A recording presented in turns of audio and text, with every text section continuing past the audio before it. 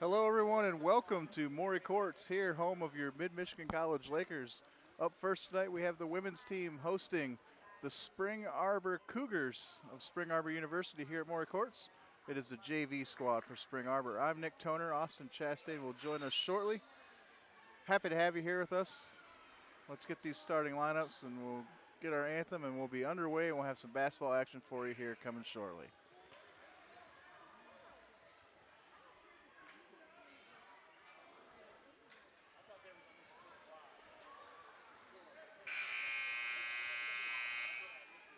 Good evening.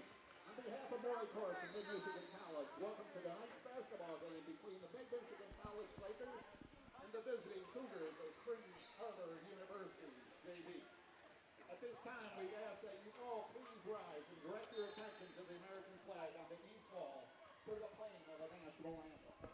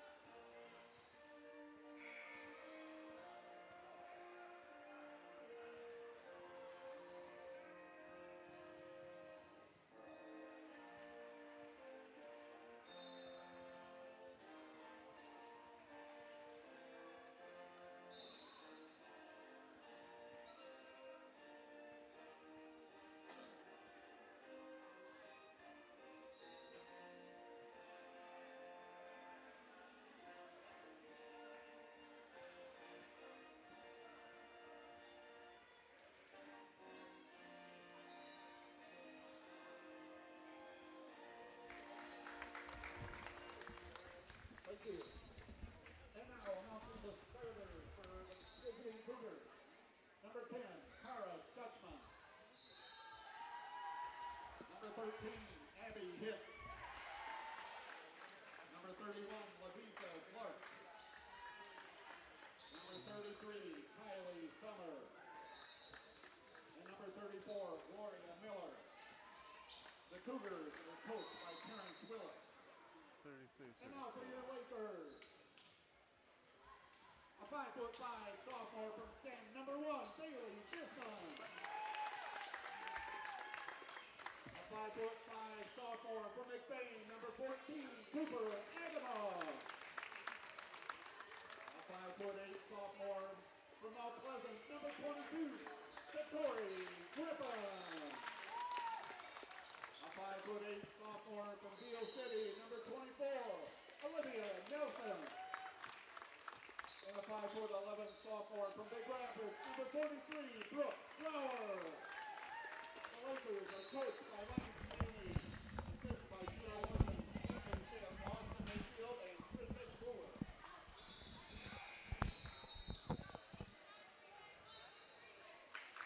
All right, we got some starting lineups here.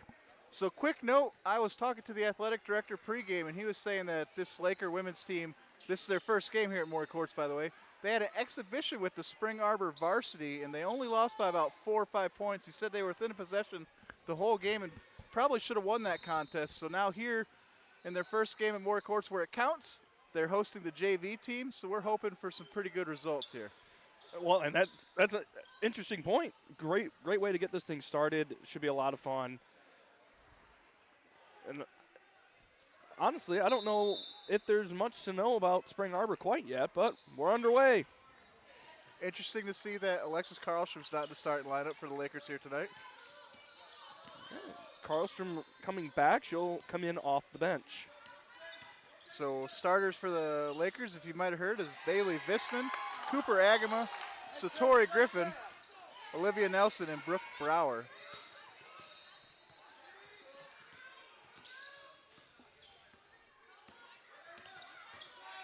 A new center for the Lakers. this year. Yes, highly Brooke touted Power. by Jacob pregame. Here's Abby Hicks on the ball now for the Cougars. She drives to the lane, and that's going to be blocked by Griffin, but they're going to say it's a blocking foul.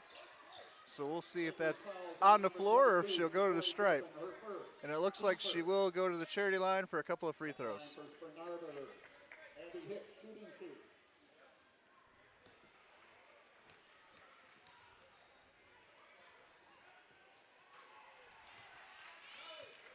Yeah, interesting also, Bailey Visman, new player for the Laker women. Asher's sister, by the way. Asher's sister and a transfer from Northwood.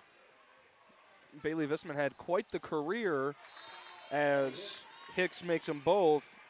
Bailey Visman had, like her brother, had quite the career at Central Montcalm. That one off the mark by Griffin. It's a little, maybe just a little too quick with the draw there. Trying to get a quick shot. Maybe a little tense, you know. First game here at Maury Courts. Here's Hicks, man-to-man coverage by Visman. Picks up her dribble, finds Summer now. Summer drives. She'll take a quick shot, no good. Rebounded by Olivia Nelson. Pushed ahead to Griffin. Griffin in the lane. She'll get that to go for the baseline.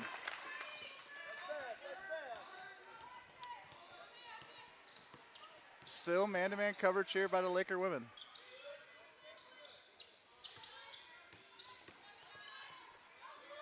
Kick out by Clark. Three-point try by Keena, no good. And that ball stolen away by Nelson. That's good ball movement there for the Cougars. Agama. Something the Lakers are good at defending. We'll see it again. Here's Viston. Picks up her dribble, goes to Brower inside. She'll turn and shoot. From the elbow, can't get it. Rebound Hicks.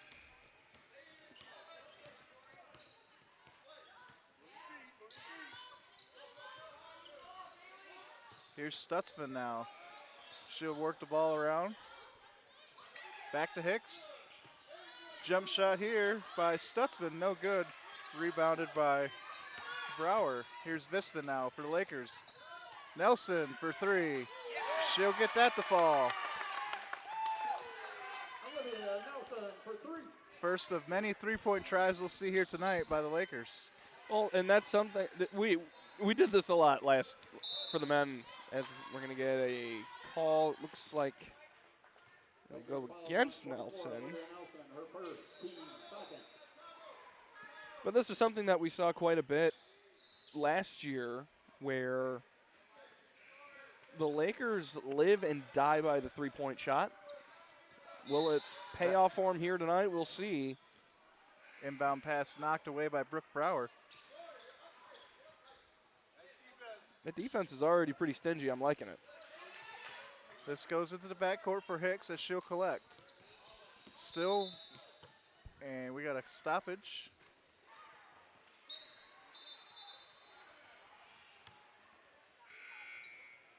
Clock error? I'm guessing it's a clock error or a shot clock error. The Cougars will inbound. So no change of possession.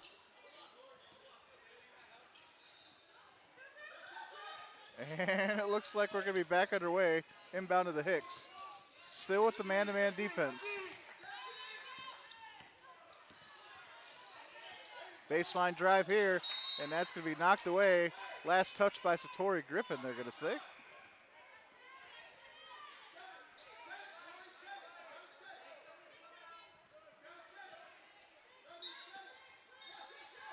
Cougars will inbound long. Three-point try, and that's off the rim, no good. Rebound is going to go out of bounds, and they're going to say that stays with the Lakers.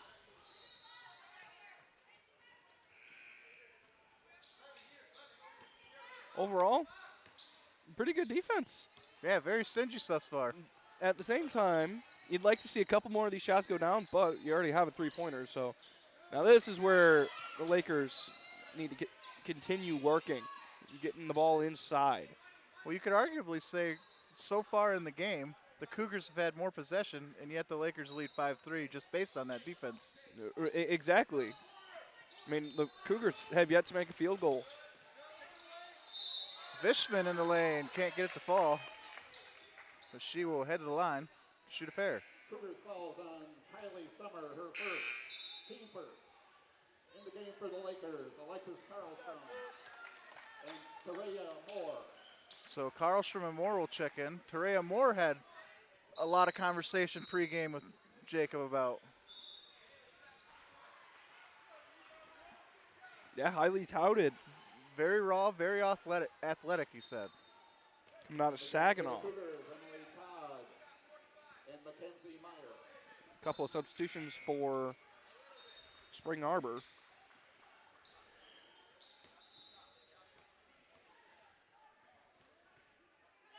And Vishman makes the first. Bailey Bisman. That's something that she was really good at Central Mont Common, is her free throw shooting. And she makes it both. So that'll bring the Laker lead to 7-2 here early in the first. Just about halfway through the first frame here. Here's Hicks working around the screen. 3-point try off the rim, no good. Rebounded by Hicks. She'll kick it out, and that's going to be a travel. And that'll give the Lakers the ball. Kaufman checks in now for Brower.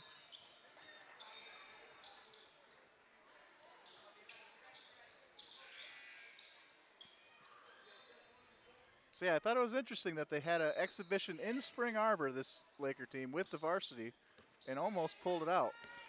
Yeah, I mean, and that's just kind of the epitome of college basketball this year, is just these wild upsets or near upsets.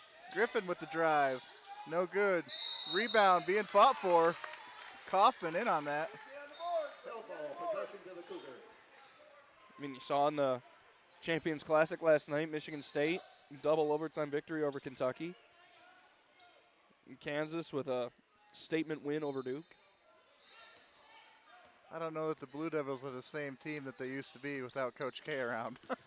True. And they have a lot of young guys over there.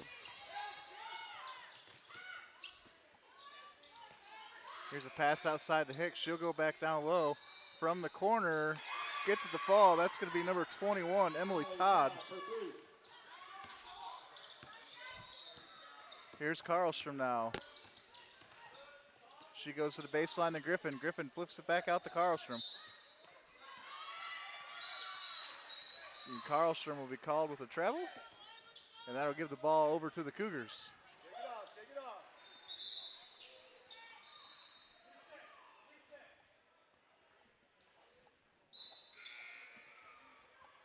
So here's Hicks now for the Cougars.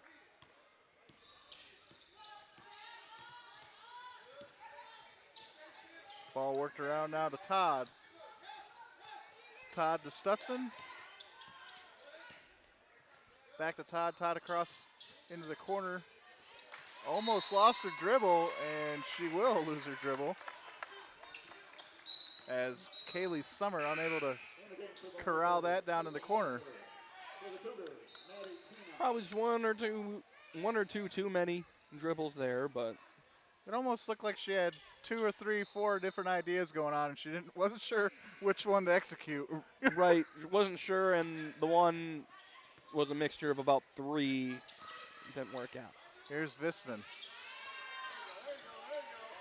Shot by Kaufman is good. Big shot by Jade Kaufman. That's something else that we saw a lot from her last year, especially later in the season, was the outside range. Hicks at the top, gives away to 45. That's Mackenzie Meyer. She goes to the bucket, can't get it. Rebound by Moore. I think she may have gotten a hand on that. Here's Caitlin Walter now for the Lakers. Gives away to Karlstrom, and another travel call.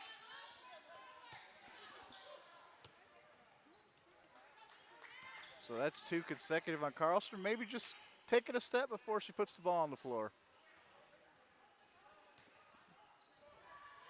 Arguably like offsides in soccer. It can always go either way. Exactly.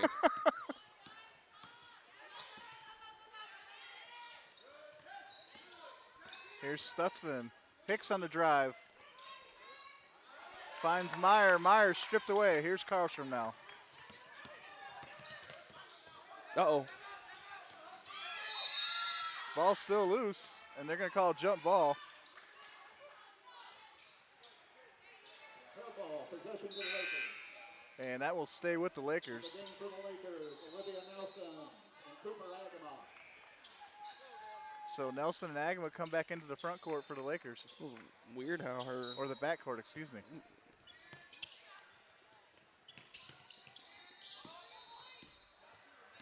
Here's Agama now.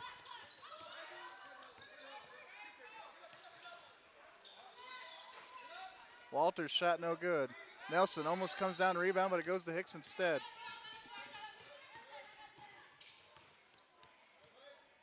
Here's Hicks, works it down to Todd on the wing. And Todd will be fouled. Cougars fouls on 45, Mackenzie Meyer, her first. Or they're going to call that Mackenzie Meyer down low. In the game for the Cougars, Lavisa Clark and Kylie Summers. Obviously 10-5, 4 minutes to go, first quarter. Very low scoring. See if that grows to be a level of concern. I mean, maybe knocking a little bit of home rust off, I guess. Here's Nelson now for the Lakers. Goes back to Coffin. Coffin drives, picks it up. Agama now. Back to Coffin. Coffin thought about the three, puts it on the floor. Quick ball movement here by the Lakers as Agama picks it out. Walter for three and can't get it to go off the rim. Rebound to the Cougars.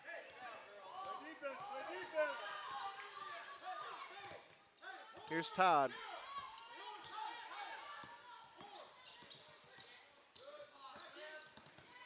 Moore almost reaches in there. Goes to Meyer down low. Nice bounce pass off the bottom of the backboard, out of bounds.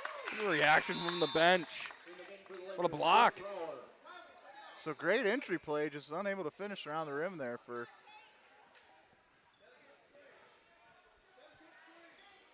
well, an absolute athlete. Tiara Moore. Here's Meyer for mid-range, gets it to go.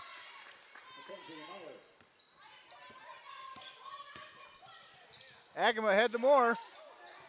Baseline pass to Nelson, gets the three. Nice look by Tanaya Moore underneath the hoop, or Tanira.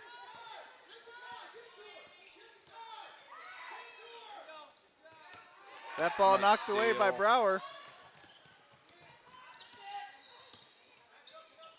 Quick Yeah, pass, it's all done. intercepted. And Summer, no good under the base of the basket. Finds her way to Emily Todd, and she'll get the basket to go.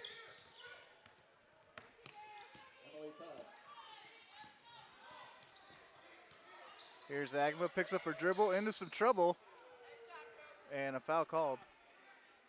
And I'll have to reset my game clock as I have forgotten to start that for a possession or two. So 2:17 here to go in the first quarter. Lakers lead 13-9. And I think defense is what's really stood out for both teams, really. Well, yeah, defense, and that's why it's so low scoring is, I mean, we've seen a couple of turnovers. Yeah, maybe with some sloppy passes, but the defense capitalized on those opportunities. But that's the thing is, you can make as many, you can get as many steals as you want, but there's a clear something's going on here. Whatever. You can get as many steals as you want, but if you can't finish in transition, you can't turn it into points. You basically you need to turn them into points is the theme of the message. Shot by Coffin from the corner, gets it to go. That's a good shot right out of the, I guess off the inbound play, out of the delay there.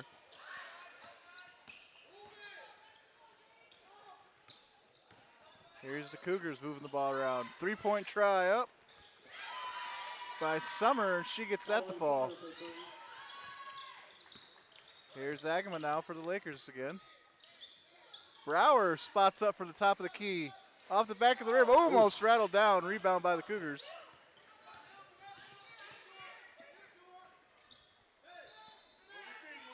Emily Todd here now. Kylie Summer, back to Todd. Todd puts on the floor, finds room in the lane, jumper, and that falls for Orland Miller, who I don't have on my roster.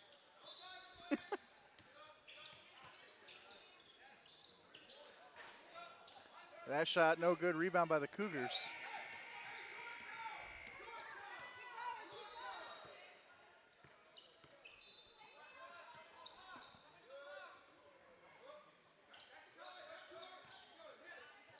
Here's Todd for three, short, rebound Cougars. Another three lined up, and Summer gets that one to fall. Just over half a minute to go here, first quarter. Lakers trail by a point suddenly. Here's Nelson. That pass to Agama knocked away. And the game for the Cougars, Tara Stutzman and Abby Hicks. For the Lakers, Caitlin Walter and Bailey Visman. So Walter Visman back in. Or Walter and Visman, that's not one person. Then they somehow morphed into one. Nah, I'm just kidding. Visman inbounds, she's gonna find Agama here. About 10 seconds difference between shot clock and game clock. Here's Walter. Goes inside to Brower. Brower, quick pass out to Agama. And nice triple. Nice ball movement there by the Lakers. Here's Hicks. Looking to close out the quarter. Drives baseline, here's Summer. Ball loose, and Agama will collect it. And that will be the end of the first quarter. Lakers lead 19-17, 2-point advantage. You're watching Laker basketball on MacTV Sports. We'll be right back after this short break.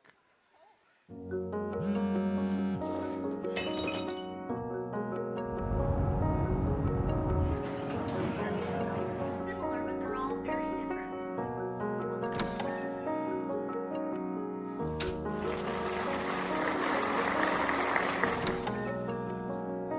I got you something. What? My mug! Oh, it's great!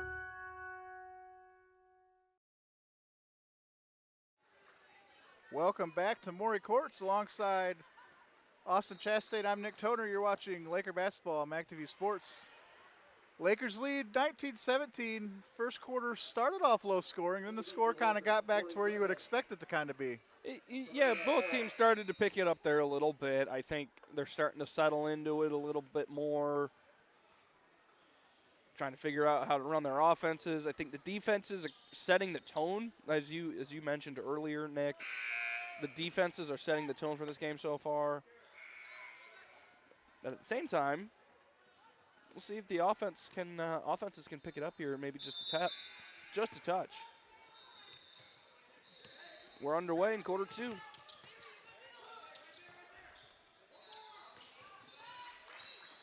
And that ball is going to go out of bounds. In favor of the Lakers. Here's Visman now.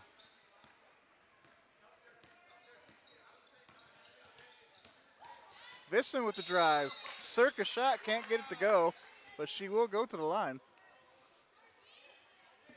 Cougars balls on number 10, Tara Stutzman, her first, team first. At the line for the Lakers, shooting two is Bailey Visman. There's a particular play that Mid-Michigan's been running, and I want to see if they do it again. But they bring the ball in the half court. This misses the first. They send the 5 from the free throw line up for a screen, for a pick and roll. 5 catches the ball and then kicks it to the corner. Visman makes her second. She's got 3. So I want to see if the Lakers run that again in the half court. And that ball goes out of bounds. They're going to say that goes off the Cougars, which could have been close. I thought that might have hit Brower in the back there as it went over top of her, but Lakers will take it as Visman will bring the ball up floor. Take any possession you can, I guess. Here's Karlstrom now. Back to Brower. Here's Moore. Griffin for three. Rattles in and out. Rebound Cougars. Stutzman with the rebound. Here's Hicks. And collision there between Karlstrom and Stutzman. Lakers fouls on Alexis Karlstrom, her first. Team first. So that'd be Karlstrom's first Laker foul of the quarter. Spring Arbor. Yeah, it'd be interesting to see if they run that pick and roll more. It seems it's worked their way into a couple three-point baskets, so. It has, and I mean, you're able to find Nelson in the corner, splash a three. It worked, but I don't know if it just works on the one side, if they want to, if that's what they intended to run, or if it just was just a defensive lapse. I don't know, but if you can find a way to keep running that on both sides of the floor, keep running it, because. Yeah, we've seen Kaufman already hit a triple on both sides, so probably different play getting her there, but. Right, but that's something I feel like is begun to be underutilized in modern college basketball is the classic pick and roll. Right, a high pick. Yeah, a high pick and roll. You don't see it hardly ever anymore. It's kind of refreshing to see the Lakers utilizing that here. You also see a lot more lineups nowadays with like four guards and one really big center. Right. It's like a 6'7" guard and a 7-foot forward, right. Effectively. So you don't need to run. It's almost like the days of the power forward have gone away. Exactly. Here's Hicks now. Man-to-man coverage for the Lakers.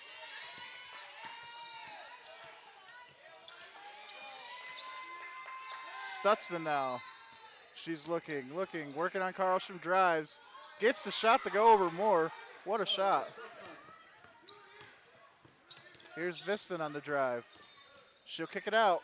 Unable to find Griffin. That ball will be thrown away. Yeah, just running a step too quick. That's all. Yep. Just seems like they're just a hair out of sync, the Lakers. Yeah, I think just trying to run with a little bit extra pace, I think, has just kind of knocked them off just a touch in terms of that synchronization. Here's Stutzman for three. That's going to be no good. Rebound collected by the Cougars, but there will be a foul. We'll see where it goes. Cougars falls on Loria Miller. So Loria Miller, Second. she'll pick up her first.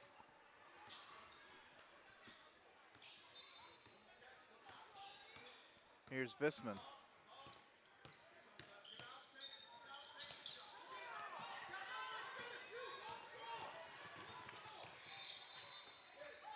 Here's the kick out. Miller, no good. Rebound, Brewer.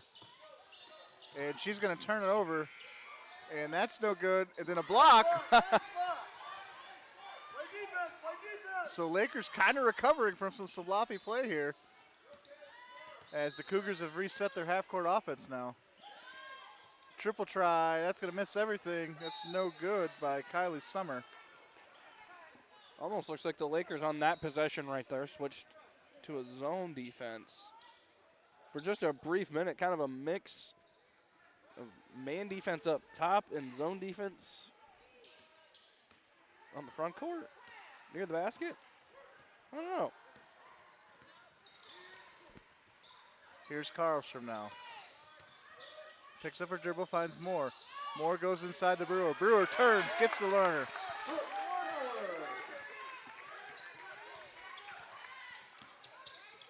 That was a nice move there by Brooke. Full court pressure here by the Lakers. Stutzman goes to Hicks. Hicks into the corner. Corner shot by Summer, no good. Rebounded by Brewer. Moore collects that errant pass. Here's Visman now on the drive. Circus shot, and she gets it to fall. What a circus shot. Here's the trap. Cougars able to break it. And that shot by Miller, no good. Loose ball collected by Miller. Here's Hicks. Swung around, three-point try, and that's going to be good for Lavisa Clark. Or correction, they're going to call that a 2. So 24-21 your score. Here's Satori Griffin. And Brewer's going to get the ball high, and she'll be fouled.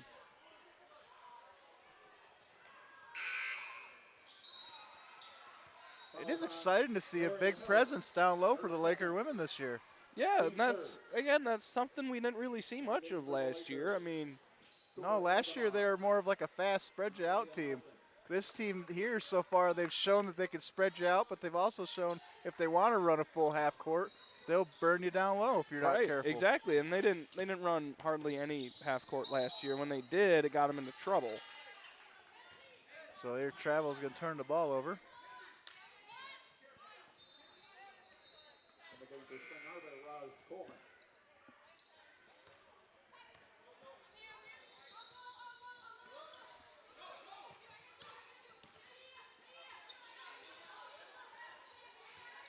Ball inside to Meyer. Meyer looking, finds Hicks on the outside.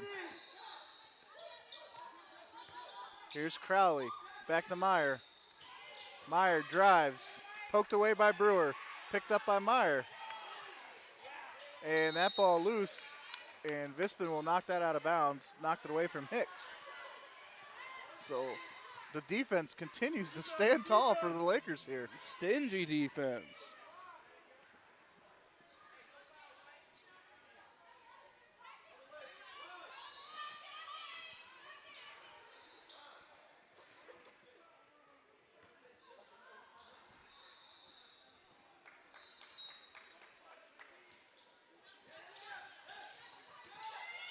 So shot from the corner at the buzzer, no good.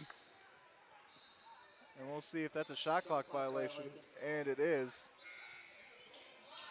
Yeah, pretty tough to turn that around with Yeah. 1 second with a shot from the corner like that. Here's Vispin now. Lakers spread out as she approaches. Here's Brewer at the top. Inside the Karlstrom down low. Can't Nice get cut. the bucket. Nice cut though, like you said.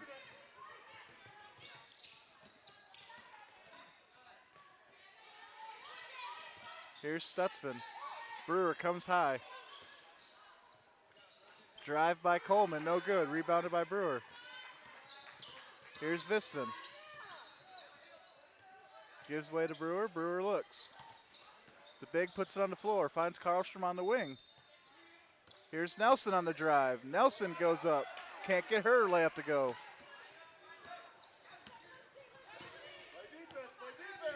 Here comes Kara Stutzman. Goes away to Abby Hicks.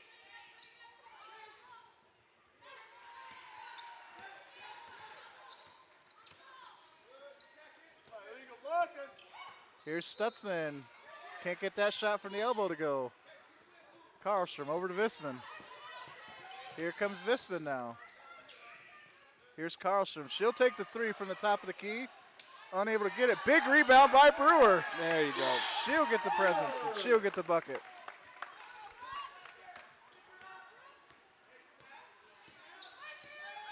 Here's Hicks. Knocked away by Visman.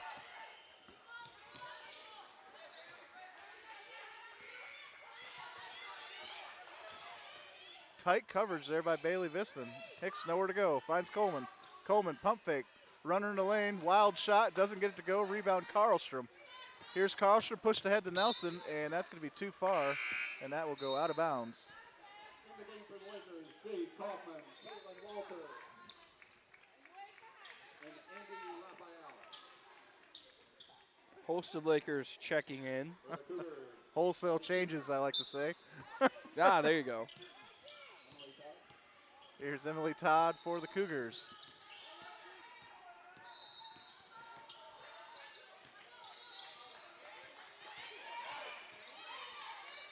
And that ball's going to be knocked away by Agama, but Agama knocks it back into Todd, so it'll go off of Todd, out of bounds, Laker ball. Pretty strange looking play, but hey, it worked out for the Lakers. Here's Caitlin Walter now, picks up her dribble. Finds Olivia Nelson. Jade Kaufman now. Walter now from the wing. Off the front of the rim, no good. Rebound still loose. And Agama fights for the rebound. She'll get the jump ball. Possession to the Lakers.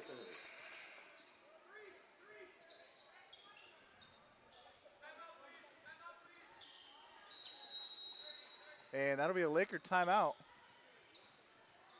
So 26-21 your score, just about 3 minutes before halftime.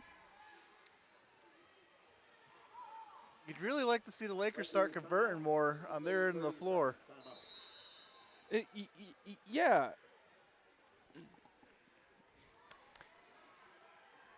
They're getting unlucky at the rim, which I think is the biggest problem, if you could say.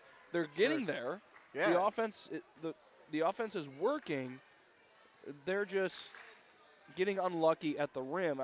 Honestly, I think Spring Arbor is doing the same thing, where it is also finding the shot that it wants, but just getting a little bit unlucky, I think. Yeah. Just a little bit of misfortune here early. Both teams playing some real tight man-to-man defense. So if you want to earn an inch, you better run a mile here. Here's Agama for three. Can't get that shot to go just over top of Nelson. Abby Hicks with the rebound for the Cougars. She'll push forward. Summer goes back to Hicks. Hicks for three. Gets it to go. That'll cut the lead to the pair. Here's Agama. Nelson now. Caitlin Walter. Coffin in the corner, back to Agama. Agama on the drive. Coffin for three. And splash landing again for Jade Coffin.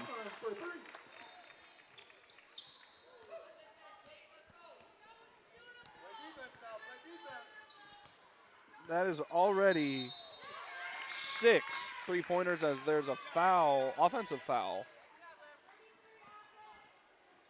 Cougars fouls on Kylie Summer. Her So Kylie Summer will pick up that foul. in the game for the Lakers, Corey Griffin.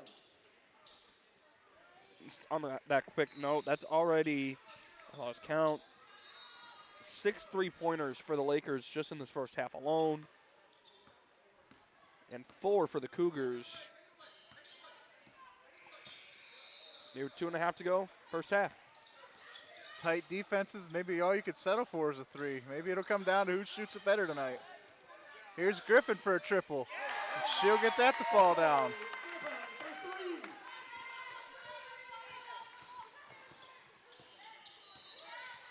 Here's Abby Hicks for the Cougars.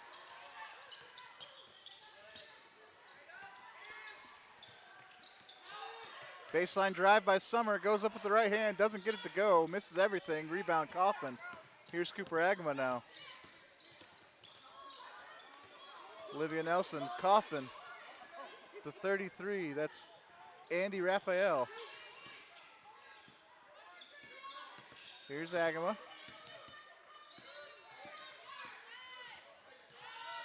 Looks like a box-and-one zone defense here for the Cougars as Griffin finds a way inside, gets her own rebound, gets it to go.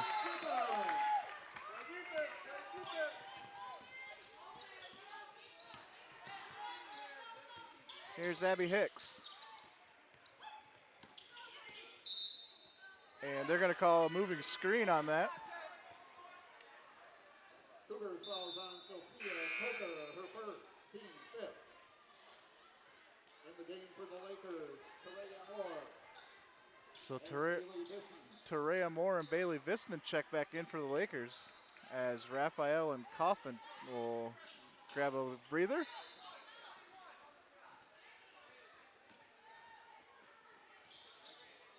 And man defense right away by Emily Todd here on Visman. Visman gets around her, drives the lane, shot doesn't go up, or shot does go up, doesn't fall.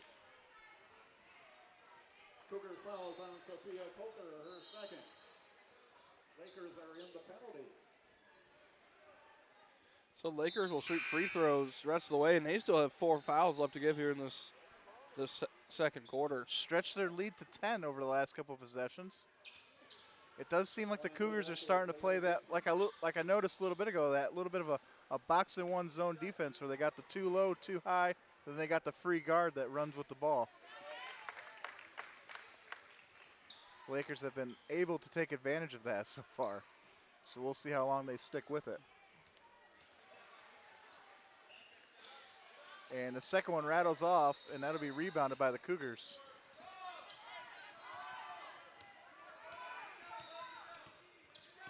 Here's Abby Hicks.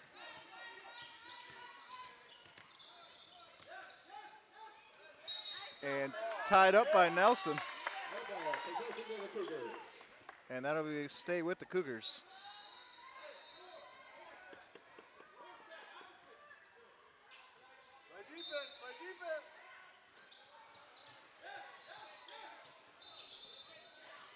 Hicks will inbound. She finds 31, Lavisa Clark. Clark with the drive, wild shot.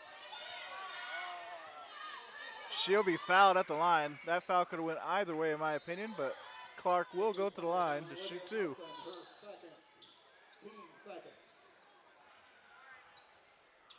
At the line for the Cougars. I forget the name of that offensive foul where it's like out of control player or Oh, something. player control foul. Yeah, something like that. Yep. I thought that could have went that way for Clark, but they're going to get the foul on Nelson instead.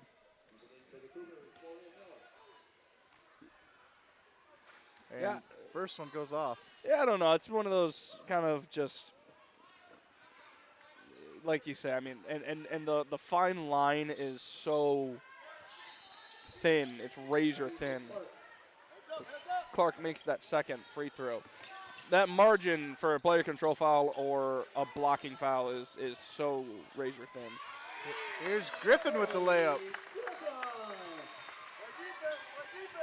She's got 9 points. Lakers cut through a full court press there for that layup. That ball knocked away. Kaufman on the floor for it.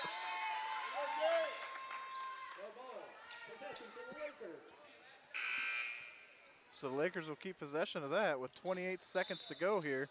Mackenzie Miller in the game for the Cougars.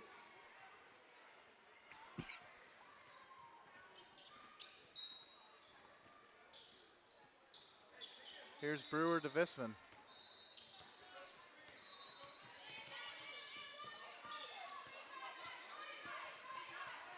Shot clock is off. Visman still with the ball. Goes inside to Brewer. Brewer turns. Hook shot. Gets it to go. That's just great basketball. That's just fundamental basketball. And out of bounds Out off of of bounds. Hicks. That last Laker possession was just great, sound, fundamental basketball. Work it inside. Get a hook shot. About 1 second left here, and Visman will hold on to the ball, and that'll bring us to our first half conclusion. 39-25, the advantage the Lakers have over the Cougars.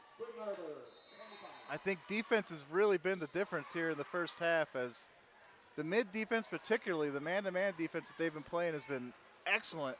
And then at the offensive end for the Lakers, they're starting to show that we'll spread you out, and then once you think you got that figured out, we're going to go down low, we're going to knock you around down the post too. So. Exactly. They finally have the personnel to do that. They can throw it down low and, like you said, just go beat some people up down low, and that led to a great deal of points right there for the Lakers.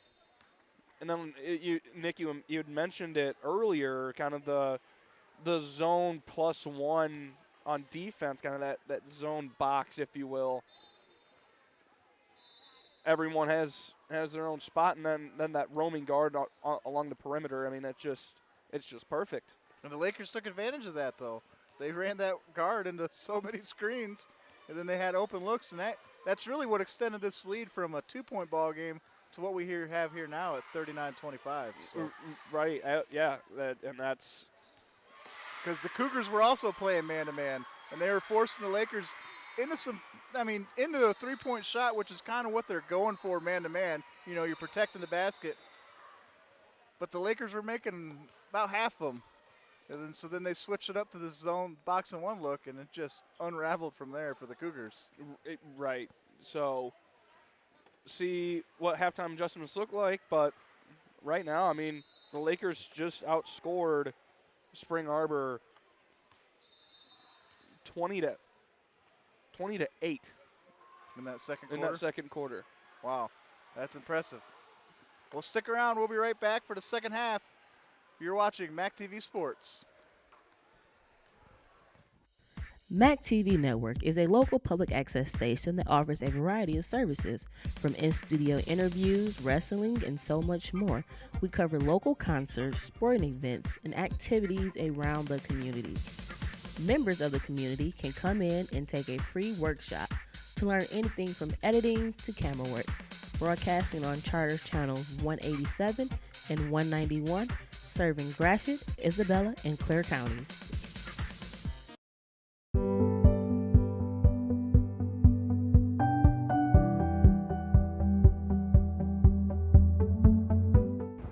Hello, my name is Judy. Amy. Jillian. Amy. It's Dawn. Recently, we joined friends, family, students, community members, and fellow MID employees to engage in a lifelong learning class.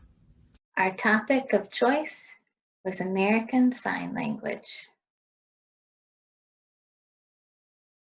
MID offers a wide variety of lifelong learning classes, including dog training, arts and crafts, photography and outdoors, financial planning, and many, many more. We hope to see you in class soon. Want to find more information? Check our website, www.midmish.edu. Thank you.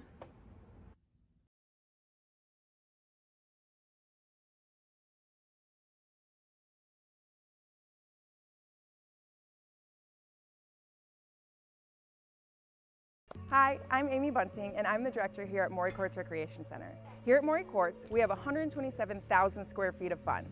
We have 4 high school length basketball courts, we have 2 collegiate maple courts, and we have 2 collegiate size multi-purpose courts. So when you're at Maury Courts, you can come and you can play anything that you can think of: volleyball, basketball, racquetball, pickleball, all the things that you can possibly imagine that would be fun for you for recreation or even for fitness. At Maury Courts, when you have a membership here, you have a membership for a fitness center, and we've got McLaren Fitness over on 3 Leaves Drive that's also a part of our memberships. So it's like 2 in 1. Also, you have choices when it comes to purchasing your memberships. Depending on if you're a student or a senior citizen, you may get a discount, or if you're a member of some place that is a corporate partner of ours.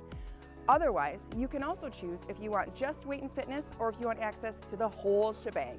Either way, bring your family down. In fact, once a month, you can come try it out on the first Friday of every month for free, as long as you bring us a non-perishable canned good for our food pantry. In addition, we also like to support the community. We partner with vendors that are local for all the industry that we do business with here. In addition, we have programming that is tying into programs like Transitions That Count, Connections That Count, MMI, and many more. Also, we've got, like I mentioned, a food pantry at the front of house, and we've got a take it or leave it coat and boots rack for our cold weather months in Michigan, which obviously last forever. Maury Courts is privileged to be a hospitality business model. So what we really like to do is bring in Michigan brand basketball and volleyball tournaments, but also brands from all over the region. So we're pretty fortunate to do businesses with entities like Gus Macker, Triple Threat Basketball, Michigan Mystics Basketball, and a lot more. And we're growing. So keep your eyes peeled for all the things that Maury Courts is going to have to offer on the weekends from now on. So if you're so inclined, why don't you check us out on our website? It's brand new, maurycourts.com, or come down. We're at 5175 East Remus Road. We'd really love to see you. My team is amazing, and it's Team Maury that's been keeping this place going. I'm very grateful for them, and we're very grateful for you. Sports lovers, meet here.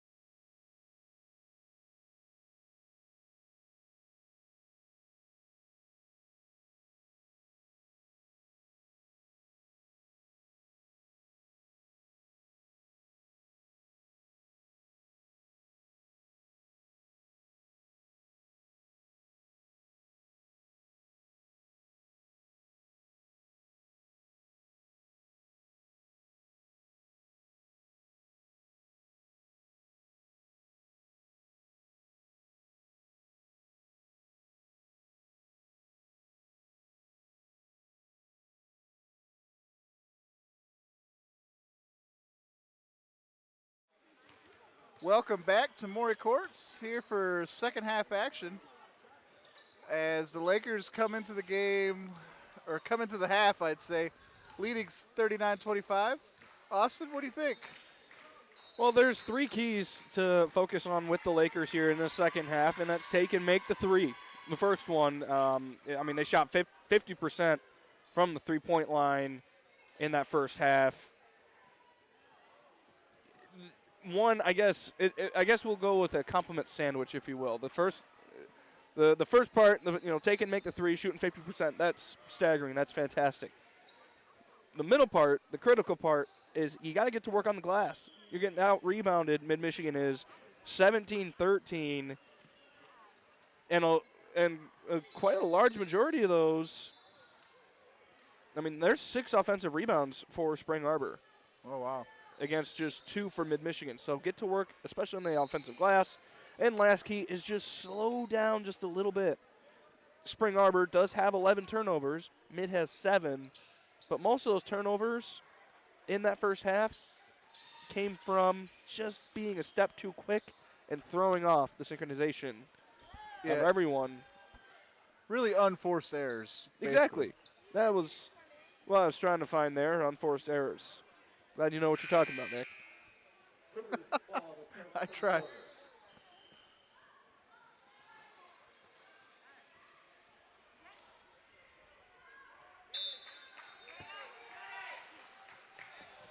And we're back underway. Here's Stutzman quickly with the drive. Blocked by Griffin, but collected by the Cougars, so they will continue their possession. Long pass over the top. And there's going to be a foul on the floor. That's going to send Miller to the line. Lakers fouls on Brooke Brower. Her first, team first. So Brower picks up her first foul. If your big is getting their first foul at the start of the third quarter, you got to be thrilled if you're Coach Manny.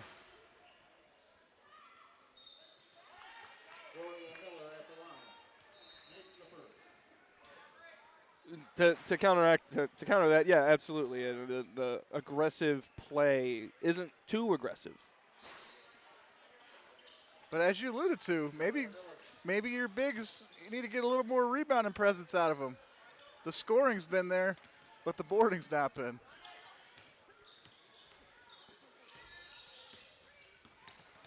Here's Visman with a nice move in the lane. Gets that bucket to go. Here's Hicks again.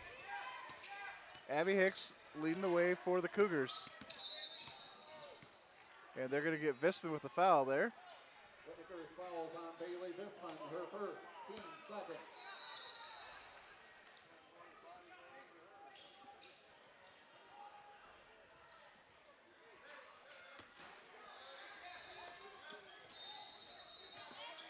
Here's the inbound pass, finds Miller. Miller goes baseline. Can't get around Brewer. Kicks it in. Here's Abby Hicks with the layup, and she'll get it to go. Full court pressure here by the Cougars. Here's Cooper Agama. Behind the back dribble, gets around Miller. Here's Nelson. Here's Griffin for 3. Open on the wing. Can't get it to fall. Rebound Miller. Here's Hicks. Stutzman now. Looking inside. We'll go to Miller. Working on the baseline. Can't go through Brewer. Can't go around her. And we'll see what the call is. I think they're going to get Agama here. Lakers fouls on Cooper Agama. Her team third. Bit of a reach there, eh? Yeah, just a bit of an overreach there. At the line for the Cougars, Gloria Miller. So Miller goes to the line again here. Second trip in the third quarter. And she'll miss the first. 41-29 your score here, third quarter.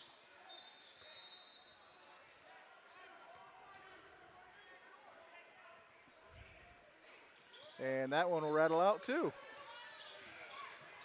Here's Agama. Pushing the play. Visman for 3 from the corner. Off the back of the rim, rebound by Griffin. Here's Visman with the runner in the lane. So nice second chance offense there by the Lakers. And that's what we're talking about. How the Lakers only had 2 offensive rebounds. You get offensive rebounds, like you said, second chance points. Big for the Lakers there. Here's Stutzman, goes baseline. Griffin comes up with a tough rebound. Gives way to Brewer, now Agaba. Full court pressure here by Clark.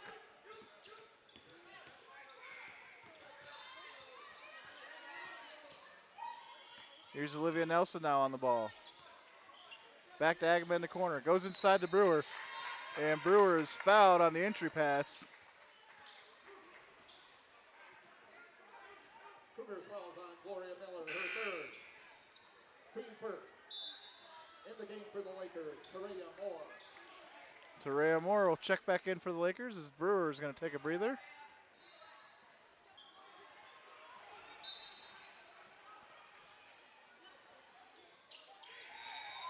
Here's Moore now. Nelson for 3 from the corner. And Shot. wide open, and she drains it. Her third 3 of the game. And timeout called by Coach Terrence Willis of the Cougars, as that was an easy inbound to a wide open look. That was just perfectly executed basketball right there. That was. Yeah, that was I don't know. Like you said, it's either got to be perfect offense or a huge defensive lapse. Because on an inbound pass like that, especially underneath you're defending the basket, and you give this inbound pass to the corner, and she's wide open. Somebody missed something. Somebody missed something, but the Lakers executed it to perfection, capitalized on that lapse, and buried another 3-pointer. Take a 17-point lead, 7:41 to go here in the third quarter.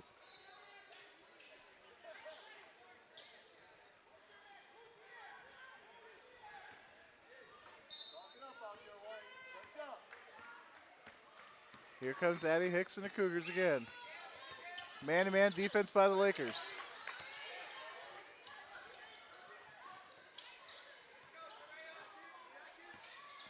Here's Miller on the drive.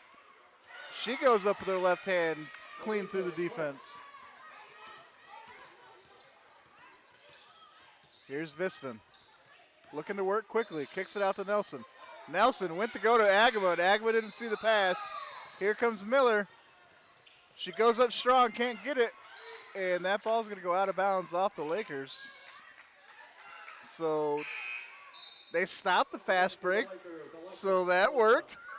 Right, but the pass to cause the fast break, not also very good. There may be a conversation or two about that pass tomorrow. There might be. There might be.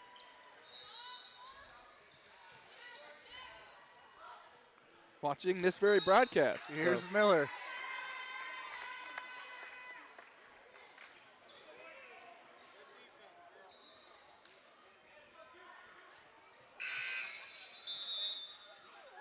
In the game for the Cougars, Mackenzie Meyer and Emily Todd.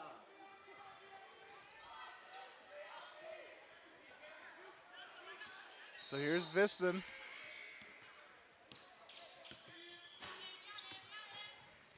Here's Karlstrom now. She finds Coffin on the wing. Griffin, baseline drive, just over the back of the rim. And that's going to be a foul on Moore as she, I don't want to say shoulder check, but she stood her ground and it ended up looking like a shoulder check. She certainly did. Hey, you know, I was at a hockey game earlier today, so yeah, you can say shoulder check. A little bit of a barge, if you will, but yeah. Nothing wrong with a little physical play until the refs see it, I guess.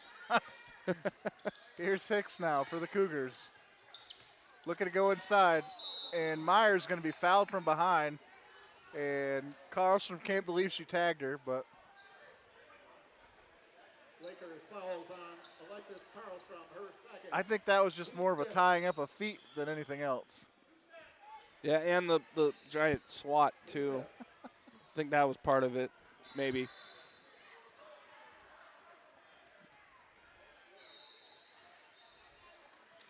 So either way you shake it, Meyer will go to the line to shoot a pair. Mackenzie Meyer shooting 2.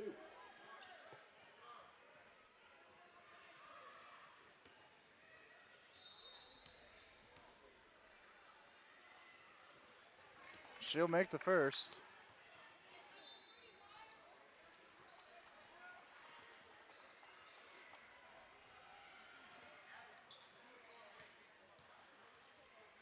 And the second one is up, but that one is good as well.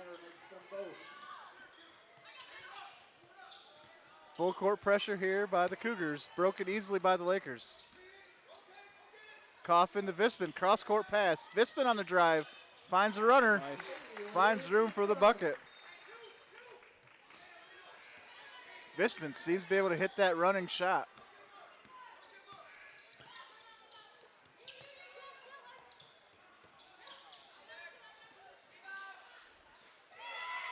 Huge shot there by Meyer.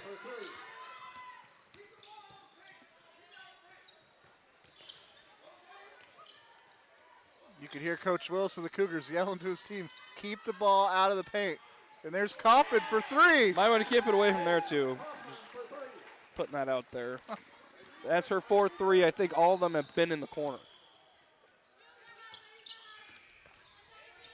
We've experienced that last year. You get her on the wing corner area, that whole, from the wing to the baseline, she's deadly. Mackenzie Meyer putting together a third quarter here.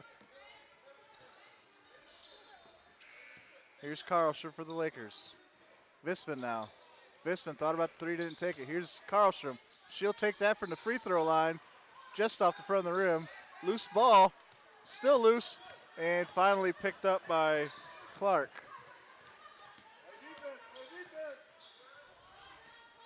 Here's Hicks. Gets through more. A little bit of a hip check. Here's Meyer. And that falls short.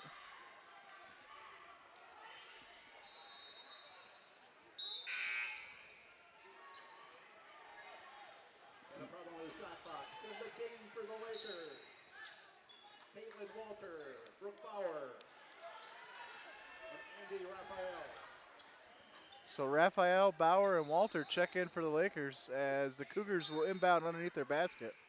Kind of confused as to what just happened there. I couldn't hear the official. Yeah, I'm not 100% sure what happened either. Here's Todd now on a drive. Summers shot, no good. Stutzman's putback, no good. Rebounded by Moore. Here's Walter.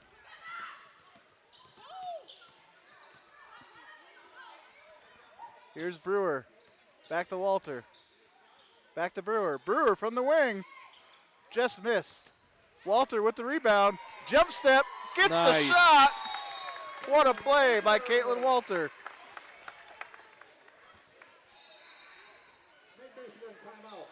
This is a 30-second Timeout Lakers. Lakers, man, like I mentioned earlier, you could hear the Coach Willis saying, keep him out of the paint. And then they immediately hit a dagger 3 in the corner. Come back down the next try.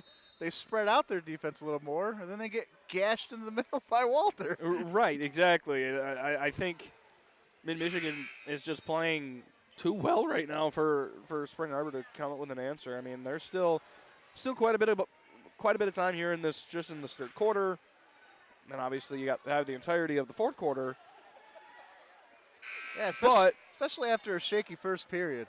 Right, exactly, and that's the question: is can Mid-Michigan respond to that first quarter? That was the question coming out of it, and that's the question now I think is being answered, and I think we're seeing that in a big way where Mid-Michigan is delivering on what Lance Maney says he wants to do. So here's Stutzman now for the Cougars. Summer. She wanted to go back to Stutzman on the cut. Goes to Todd for 3, and shot. Todd hits the 3. Here's Kaufman. Here's Walter now. Walter goes inside to Moore. Moore inside further to Brewer.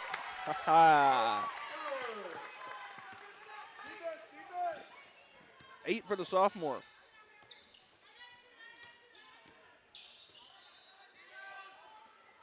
Myers shot no good. Tough rebound. Coffin couldn't get it. It'll go out of bounds. It'll stay with the Cougars. That one, as pretty as it was, that one was a defensive lapse. But again, Nick, that's the thing is when Spring Arbor has a defensive lapse, Mid-Michigan is there to punish. Exactly. Sorry to take those words from you, but no, that's fine. That's fine. My brain is soft. I already covered a hockey game, like I said earlier. Oh God.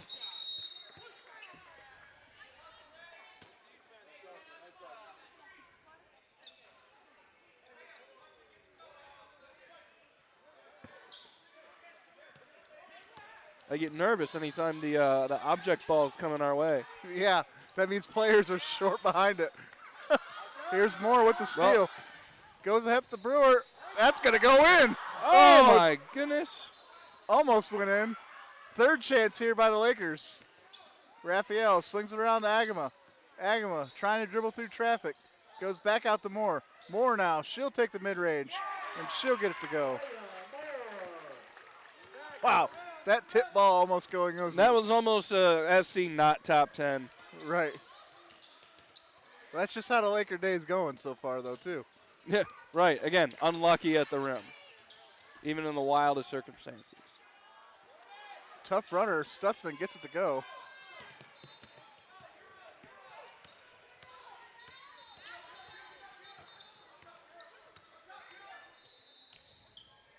Correction, it did not go in. It looked like it did to me, but they're saying it did not. Walter in the corner. Agama now on the drive. Back to Walter for three. And that's going to rattle around and go down. Even 60 here for your Lakers. 2:03 remaining in the third. Timeout. Cougars as they have fallen now to a 19-point deficit here to the Lakers.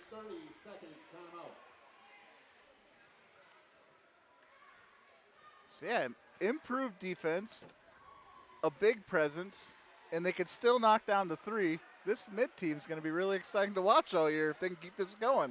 Yeah, so make sure if you're not here at Maury Courts, make sure you're tuning in with MAC TV, bringing you all the home games. This third quarter has been pretty exciting, like you said. Been a lot of fun to watch. And that's the thing, too. I mean, Mid-Michigan can throw just about, I mean, that bench is so deep. Everyone plays. Yeah. No, there aren't a ton of players. I mean,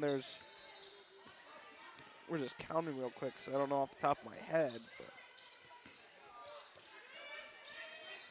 Here's Coleman. Meyer. Keena falls to the deck. So to go back on that point, there are 11 players on this roster. Bless you. Excuse me. All of them play. All 11 players on this roster play except for maybe anyone that's hurt.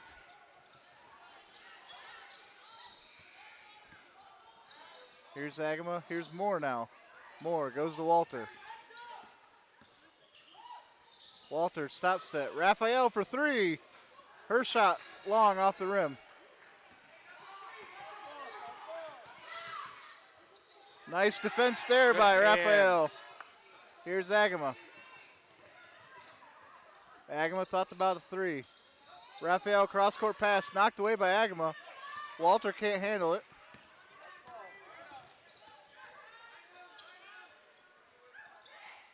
Knocked away by Agama. And the layup is good.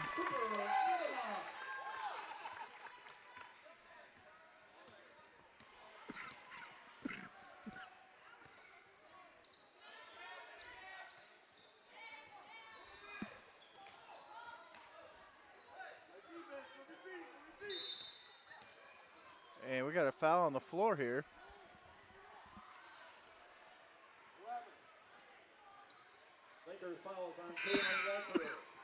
So Walter will pick up her first foul. Sophia Clark, or Sophia Coker, after the free throw. At the line, Maddie Pina.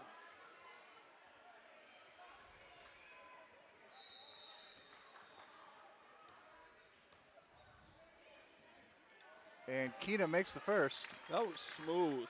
That was smooth. Didn't even move the net. Her first point of the night didn't even, like you said, it was just smooth as butter. That one moved the net, but that was still pretty smooth. Not bad.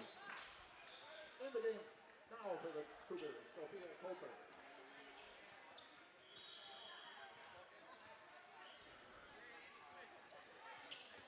Here comes Agama. And Brower gets the shot. Or Raphael, correction. Her first points of the night. That was, I keep saying it. The Lakers, as this game has gone on, have just been playing better and better fundamentally. Rebound goes to Caitlin Walter. Walter looking to push. Then she'll slow it up, and they'll start the half-court offense. Goes inside to Brewer. Brewer can't get the shot up, but she will be fouled. She will go to the line.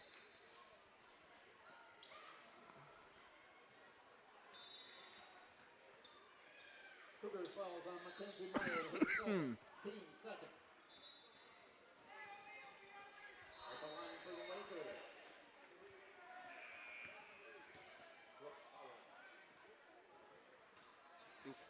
She'll miss the first. 5'11" sophomore out of Big Rapids is Brooke Bauer. Her first home game as a Mid-Michigan College Laker. I forget the school he said she transferred in from, but she was a starter on a, I think he said the school she was on made an Elite 8 run in their tournament. Well, there you go. And that It's shot. up and going. Need some extra excitement here on MAC TV. So that's 3 quarters here in the books. 64-43 your advantage for the Lakers. Stick around. We'll be right back for the final quarter. You're watching MAC TV Sports.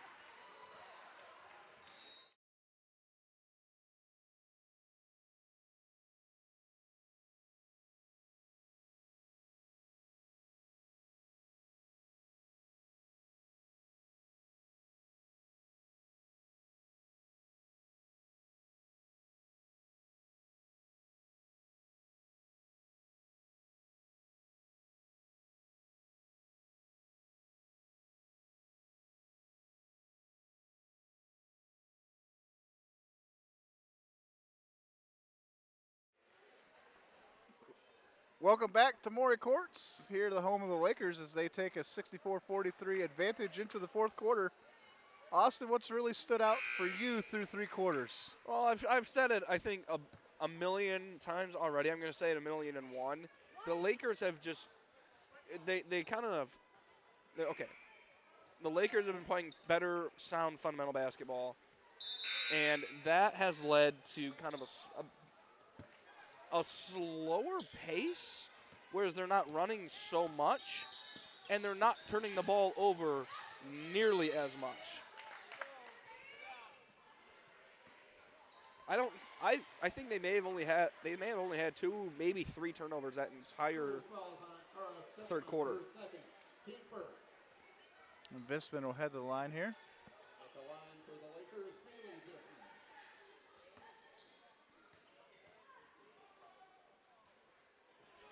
She'll make the first.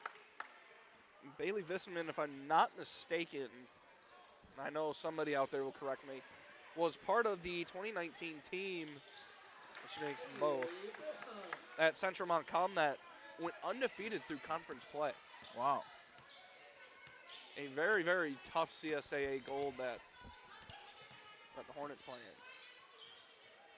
Now they say it, I believe it's just the CSAA. They don't break it up for basketball. Here's Emily Todd for the Cougars. And she'll get called for a travel as her pass was errant either way. So either way you shake it, she was turning the ball over. Well, again, it goes back to one of the plays in the first half. She had about 4 ideas in her head and kind of didn't have one, but had like 3 of them. Here's Nelson now. Coffin from the corner. No good. Long rebound, and we're going to see what the foul is on that. Lakers fouls on Jade Kaufman, her first. So Coffin will pick up her first foul.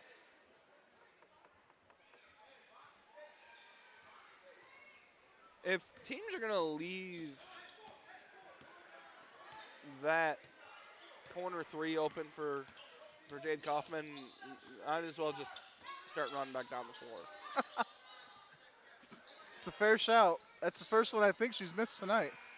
Rebound by Karlstrom. Pushed ahead to Visman. Here's Visman. She's got Nelson with her. And we'll see what the call is. I believe it's going to be a foul on number 25, Sophia Coker.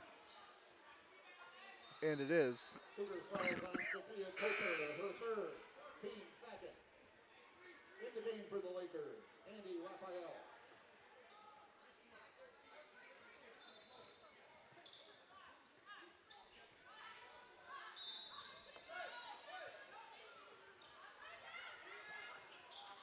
Here's Kaufman from the wing. Rattles in and out. Raphael with the rebound. Can't get it. Knocks it away. And collected by Nelson. Here's Griffin now driving the baseline. Here's Kaufman. Swings it around. Karlstrom from the wing. She can't get that to go off the back of the rim. Loose ball still. And that's going to go to the Cougars. In the game for the Cougars, Mackenzie Meyer. Just a quick point on Bailey Visman. She was a member of that district title team in 2019 for Central Mountain Comp. She also is the school record holder with 1,062 points. That's impressive. That's a lot of points for a high school career. Here's Griffin looking for Karlstrom. Can't find her. Coleman now with the jump shot, and she'll get it to go. Full court pressure here by the Cougars. Starting to maybe show a little bit of wear on this Laker offense. Here's Karlstrom. They were cutting through it like knife and butter here earlier. Kaufman goes inside, can't get it, collected by Meyer. Here's Emily Todd for the Cougars.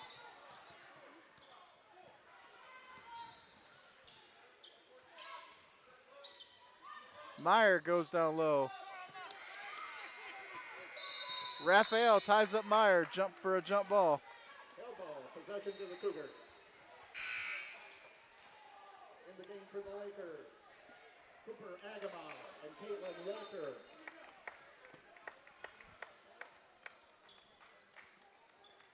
Cougars timeout. This is a 67-45, your advantage here, fourth quarter. Timeout called here. Yeah, I've been pretty impressed, specifically with the forwards like that. Yeah, like you mentioned, Nick, the big presence down low, and quite frankly, the guards for Mid-Michigan have really combined that stellar play down low, and that's why Mid-Michigan's leading by this thing by 22 points. Now, Spring Arbor's playing some pretty good basketball. They're just getting unlucky in some of these spots, but I think the Cougars could end up having a pretty solid season if they just have to work on a couple of small things here and there, but I think they'll end up being a pretty good basketball team. I'm curious on what the rebound margins look like here in the second half. I feel like Mid's done a lot better.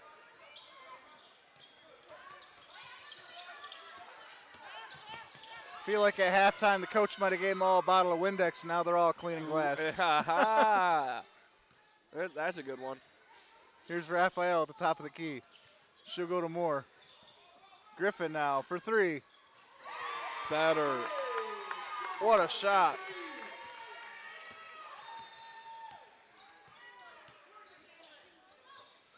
Here's Stutzman now. Loose ball. Griffin quickly there with the steal. Here's Griffin, and she gets it to go. Quick heads-up play by Satori Griffin.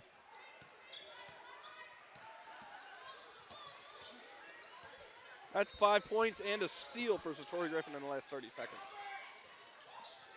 Here's Coleman with the pump fake. Her shot.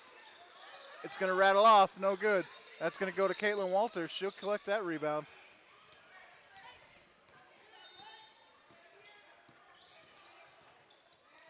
Here's Moore.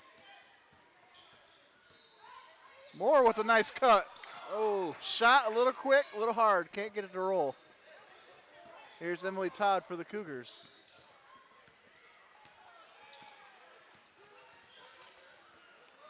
Bounce past the Meyer, no good. Blocked by Raphael, collected by Griffin.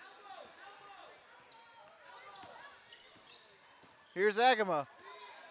Raphael lost the ball, can't handle it. Here's Stutzman now for the Cougars running the court. She'll pick up her dribble and she'll find Coleman, who will slow it down. Coleman with the drive. She'll lose the dribble and she falls on it. Good hustle. Here's Meyer now with the drive. Mackenzie Meyer. Here's Caitlin Walter. She'll go to Raphael. Raphael looking. She'll find Griffin. Griffin on the drive, goes up, and she'll get the runner in the lane to go. And a timeout called. Victoria Griffin. Lakers timeout. So timeout by the Lakers. Full timeout. So that's a full timeout. Our advantage now 74-47, so a little bit of a flip-flop of numbers here, which can only mean that the score has gotten a little out of control. it has, but at the same time, I mean, Mid-Michigan has improved has just improved steadily throughout this game, and they're just kind of reaping the benefits of that improvement here in this fourth quarter and starting to pull away with this thing. I kind of had a feeling that this is maybe how it was going to go here tonight, but it's good to see Mid-Michigan executing its plays. Yeah, because if you take away that first quarter, this game has not been close. Correct. Correct. I mean, if you're looking at the totals, I mean, it was 19-17 after 10 minutes. Going into the break, the Lakers outscored the Cougars 20-8. And then the third quarter was a little bit closer. Mid-Michigan outscored Spring Arbor 24-18 in the third quarter. Already 9-4 here in this fourth quarter. In the fourth quarter, you typically see maybe see lower numbers. It's kind of riding out the last couple of minutes. Here's Todd for three. That misses everything. Rebounded by Agama. Finds Walter. Walter with the drive. Wild shot, just falls off the rim.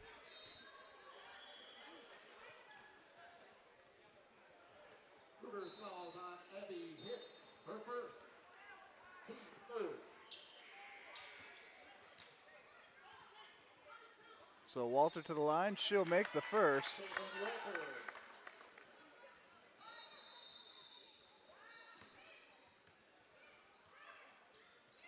And she'll make the second as well. Here's Hicks for the Cougars. 4:53 remains in the game.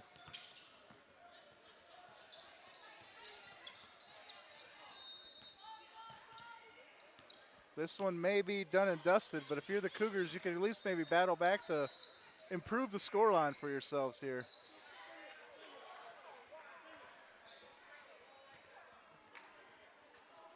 And they're going to call Moore with the foul. Lakers fouls on Correa Moore, her second. Team second. In the game for the Lakers, Brooke Brower. And Brower checks in for the Lakers as Satori Griffin will take a break after her excellent shift that she put in. Three-point try, no good. Here's Kino for three. That's off the back of the rim, no good. Big rebound by Coleman. Her putback goes.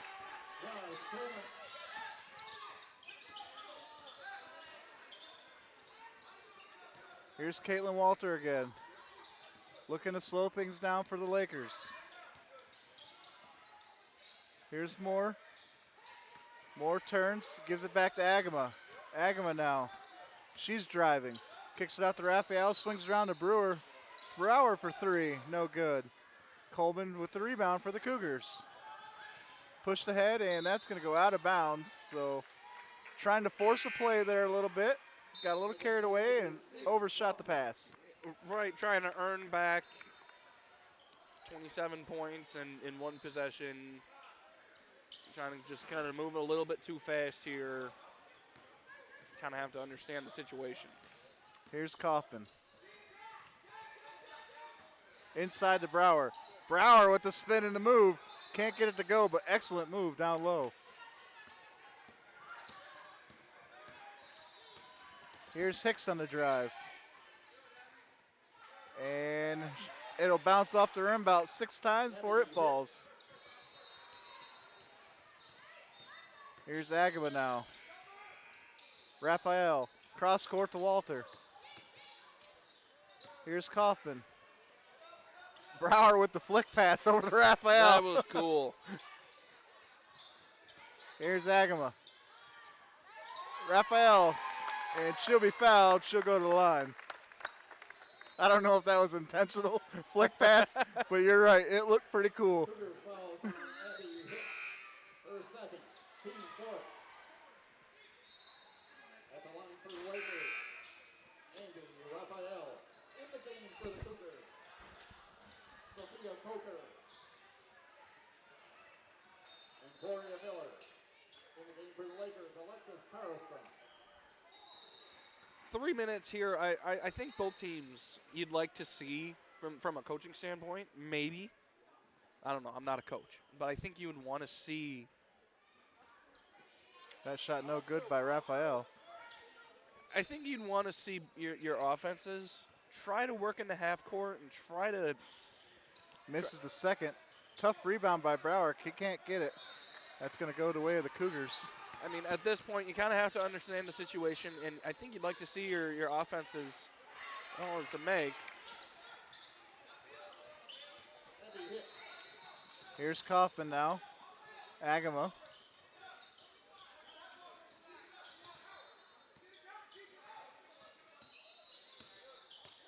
Kaufman again, and that's going to be knocked away by Hicks. So quick hands by Abby Hicks there. She'll knock that pass away.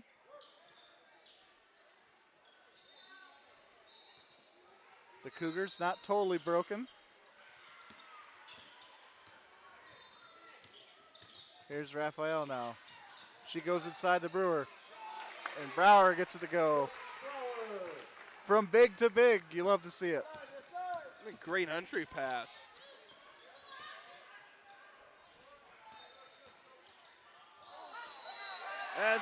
What a charge. Wow. That was kind of a blatant elbow drive there. What a take by Alexis Karlstrom. Yeah, that's borderline flagrant, that one.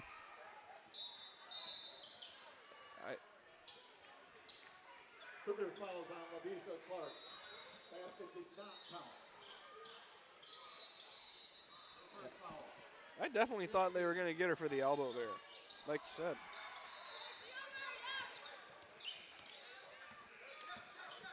So that was Clark's first, team fifth. The Lakers will shoot free throws for these final 2 minutes.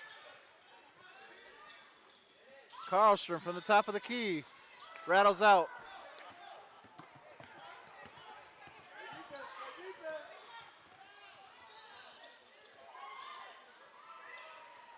Just under 2 minutes to go here.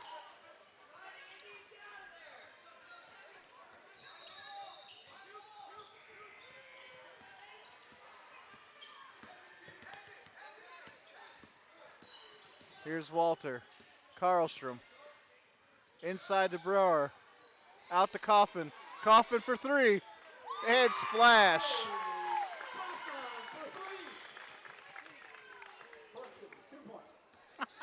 Oh, they gave her two.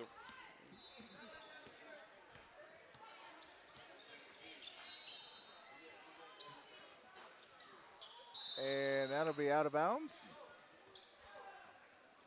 1:07 remaining here in the ball game. Men's team ready to go here in the far court.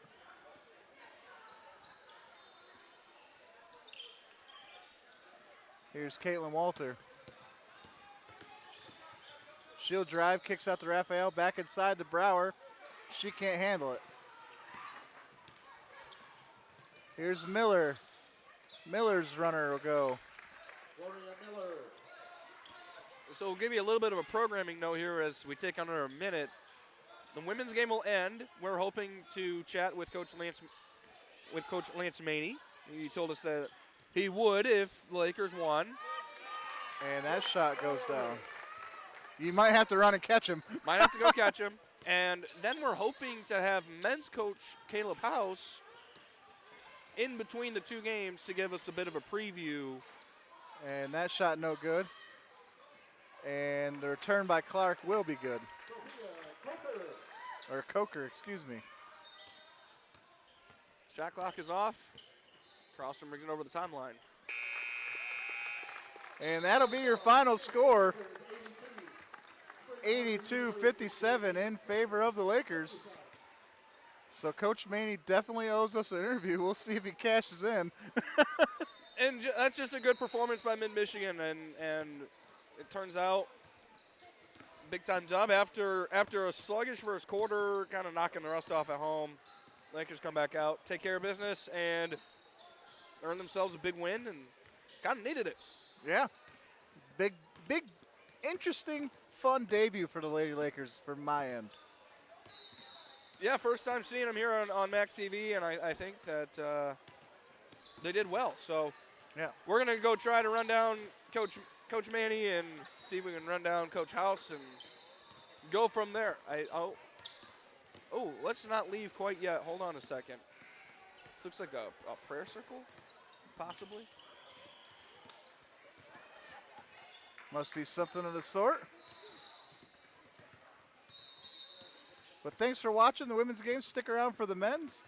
As Austin said, hopefully we'll have Coach Maney, and then hopefully we'll have Coach House. Your final score from Maury Courts, the Lady Lakers 82, the Lady Cougars 57.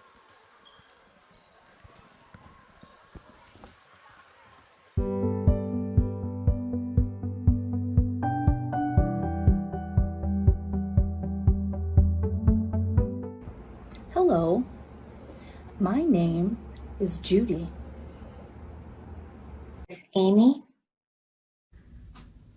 Jillian. Amy. It's Dawn. Learning class.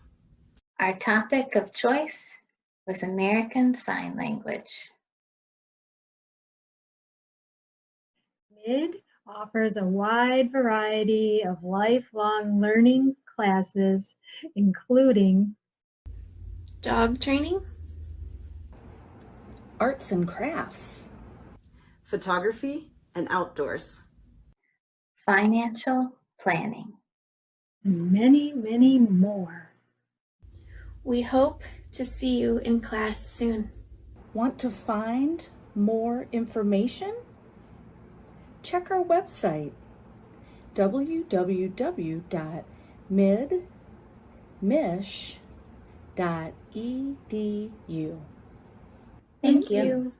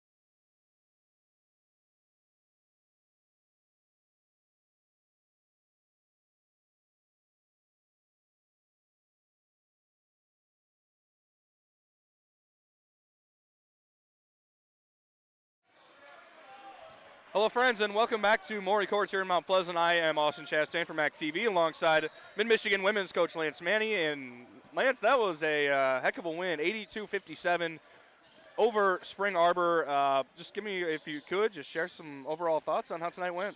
Yeah, very pleased with our game tonight. We had a couple of cancellations back-to-back, so we hadn't played in almost 2 weeks, so that made me a little bit nervous of what to expect. But these girls have been practicing super hard and trusting us and letting us push them, so it was great to see it pay off tonight. Right, and maybe a little bit sluggish in the first quarter, but from there, I mean, you take that away, and I mean, you guys probably you probably hit triple digits, honestly. Yeah. What was working so well in those last 3 quarters? We tightened up the defense and the rebounding. It was we were hitting shots in the first quarter, but we didn't rebound and finish possessions defensively the way we want to. And then we're super deep, so we can play 10 girls and not have a drop-off, and not every team has that luxury. So I think we have the benefit of having a lot of numbers, and we can really shoot the basketball.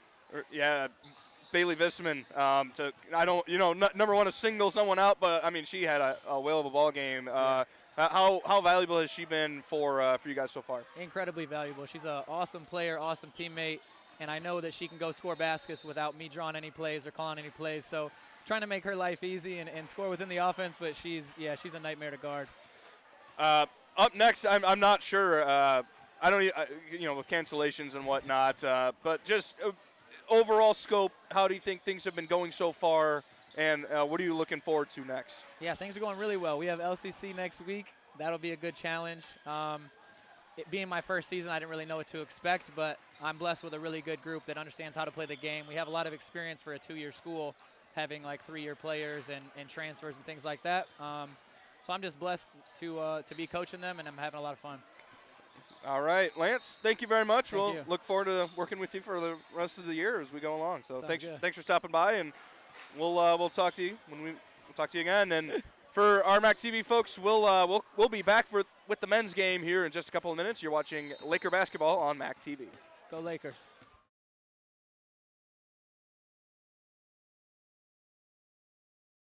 Hi, I'm Amy Bunting, and I'm the director here at Maury Courts Recreation Center. Here at Maury Courts, we have 127,000 square feet of fun. We have 4 high school length basketball courts, we have 2 collegiate maple courts, and we have 2 collegiate size multi-purpose courts. So when you're at Maury Courts, you can come and you can play anything that you can think of: volleyball, basketball, racquetball, pickleball, all the things that you can possibly imagine that would be fun for you for recreation or even for fitness. At Maury Courts, when you have a membership here, you have a membership for a fitness center, and we've got McLaren Fitness over on 3 Leaves Drive that's also a part of our memberships. So it's like 2 in 1. Also, you have choices when it comes to purchasing your memberships. Depending on if you're a student or a senior citizen, you may get a discount, or if you're a member of some place that is a corporate partner of ours. Otherwise, you can also choose if you want just weight and fitness or if you want access to the whole shebang. Either way, bring your family down. In fact, once a month, you can come try it out on the first Friday of every month for free, as long as you bring us a non-perishable canned good for our food pantry. In addition, we also like to support the community. We partner with vendors that are local for all the industry that we do business with here. In addition, we have programming that is tying into programs like Transitions That Count, Connections That Count, MMI, and many more. Also, we've got, like I mentioned, a food pantry at the front of house, and we've got a take it or leave it coat and boots rack for our cold weather months in Michigan, which obviously last forever. Maury Courts is privileged to be a hospitality business model. So what we really like to do is bring in Michigan brand basketball and volleyball tournaments, but also brands from all over the region. So we're pretty fortunate to do businesses with entities like Gus Macker, Triple Threat Basketball, Michigan Mystics Basketball, and a lot more. And we're growing. So keep your eyes peeled for all the things that Maury Courts is going to have to offer on the weekends from now on. So if you're so inclined, why don't you check us out on our website? It's brand new, maurycourts.com, or come down. We're at 5175 East Remus Road. We'd really love to see you. My team is amazing, and it's Team Maury that's been keeping this place going. I'm very grateful for them, and we're very grateful for you. Sports lovers, meet here.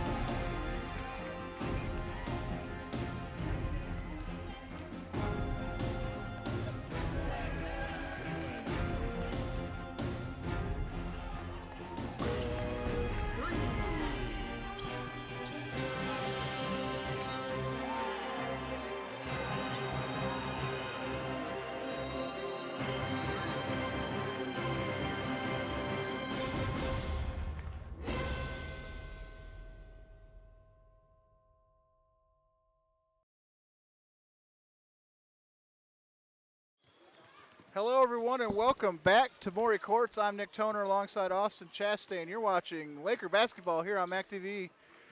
Austin, so we got the Lakers here. Second game we've seen the men. They're hosting the Aquinas Saints today. What are we looking for here? Well, I think if you're Mid-Michigan, you're looking for an almost identical performances to what you had last Tuesday, or Wednesday, excuse me, against Alma. It's another JV squad from one of our NAIA schools here in Michigan. Mid-Michigan, I think if you can come out and have a similar performance as you had against Alma, should be able to put this thing not away, but be able to make some noise here. Now, Aquinas is no slouch. Let's just get that out of here. Aquinas played Muskegon on the road last night. Tough. Lost by 3 points. Did the Saints.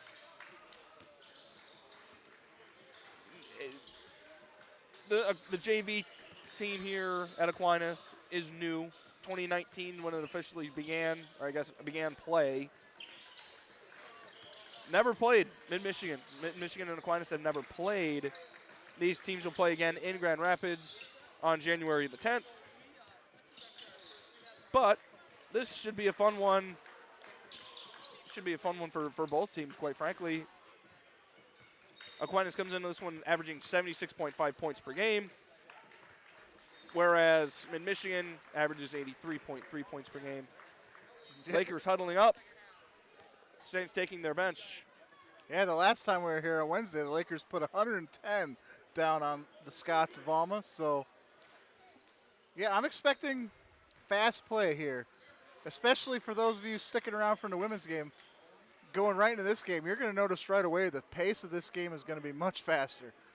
And I'm expecting Mid to keep it up-tempo like they were last week, moving the ball along with Jaden Sims, Makai Combs, DeLon McLeod, and then feeding the big guys, Satchel Love, JaVale Lewis, giving their big guys balls down low so they can work the paint, work the glass, and hopefully take control of this ball game.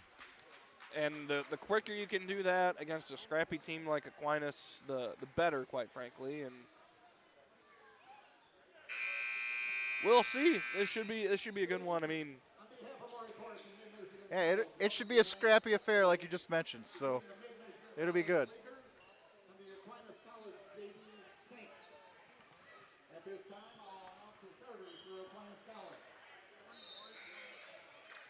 I guess I'll just hold on to that. Number 0, Cameron Moore. Number 5, Andrew Graham. Number 11, Bo Arndt. Number 21, Arjen Burke. And number 25, Ty Rickner. The Saints are coached tonight by Arsenio Arrington. And now for your Lakers of Mid-Michigan College. A 6'3" sophomore from Toledo, Ohio, number 0, Jaden Sims. A 6'2" freshman from Kentwood, number 4, DeLon McLeod. A 6'7" sophomore from Detroit, number 5, Satchel Love. A 6'7" sophomore from Lansing, number 21, JaVale Lewis Jr. And a 6' sophomore from McBain, number 22, Caden McGillis. The Lakers are coached by Caleb House, assisted by Joel Dyer, Byron Trump, Devontae Lane, and Joe Purvis. So for those of you new here, the Lakers are wearing their home whites. The visiting Aquinas are in the black and maroon. And we're underway here for tip-off.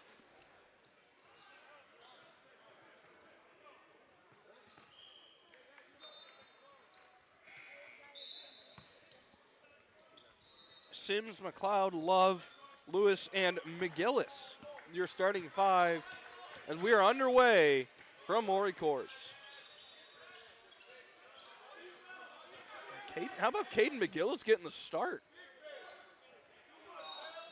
Working inside, Lewis can't find the bottom, but he's fouled. 6 fouls on Andrew Brands, his first, team first.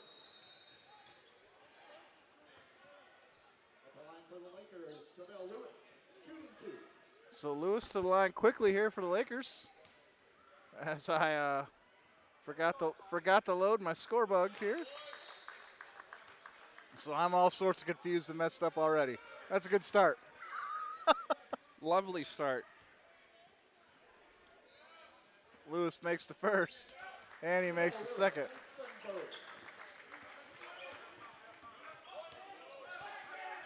Here's Bo Arndt on the ball, and he's going to be trapped quickly by his.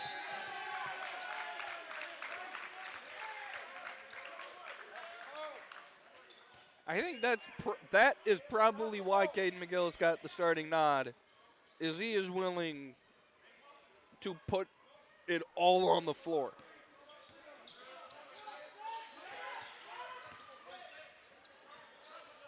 Here's Moore. Goes inside to Arndt. Now to Verk.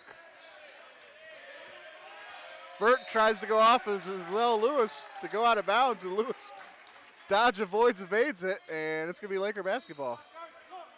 You see that passion just now from the Lakers? Yeah, they're here. They're ready. They're here. 2-2-1 full court press coming up. Ordered up by the Saints. Here's McLeod. Goes back to Sims. And Can't get it. Here's Arndt. Pulls up. Can't get it. Rebounded. Knocked loose. Back to Arndt. Tries to kick it out. Manages it. Here's Verk. Sets the play now with Moore. Man-to-man defense here by the Lakers. Moore on the drive. Kicks it out. Arndt will go down. And they're going to go Laker basketball.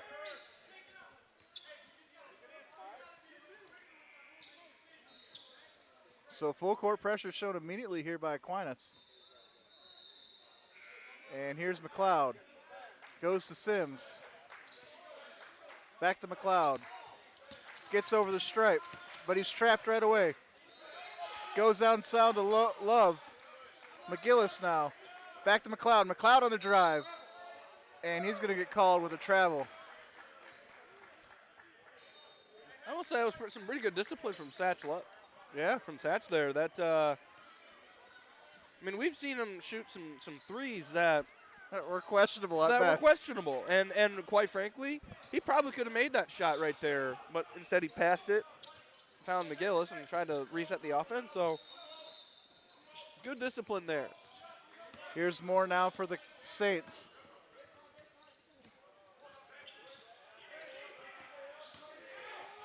Drive here, no good. And we'll see what the whistle is, as that's just going to go out of bounds. And they're going to say that's last touch by a Laker, and that's going to be Aquinas ball here underneath their own basket. Here's a drive by Brands. Verk with a three-point try off the front of the rim, rebounded by Love. He goes straight to McLeod. Full court pressure here now, Sims. Sims goes to JaVale Lewis inside. Lewis finds Satchel Love on the baseline, but there will be a foul on the floor. Or correction, they're going to say Lewis stepped out of bounds. You know, that last inbound there, underneath for Aquinas, 5'10" Bo Arndt against 6'4" Caden McGillis. Yeah. Oh, here's that matchup again. There it is. Here's Arndt.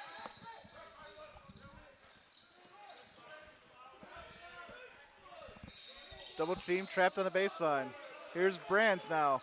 He's looking baseline. Finds Moore on the wing. Here's Moore on the drive. McGillis. Love. And rebounded by Lewis. Here's Sims. And Sims is going to get the foul off of Bo Arndt. 6 fouls on number 11, Bo Arndt, his first. So Arndt picks up his first foul.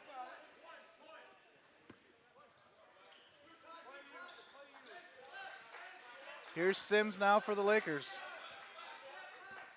Nice screen by Lewis. From the free throw line, gets to the fall.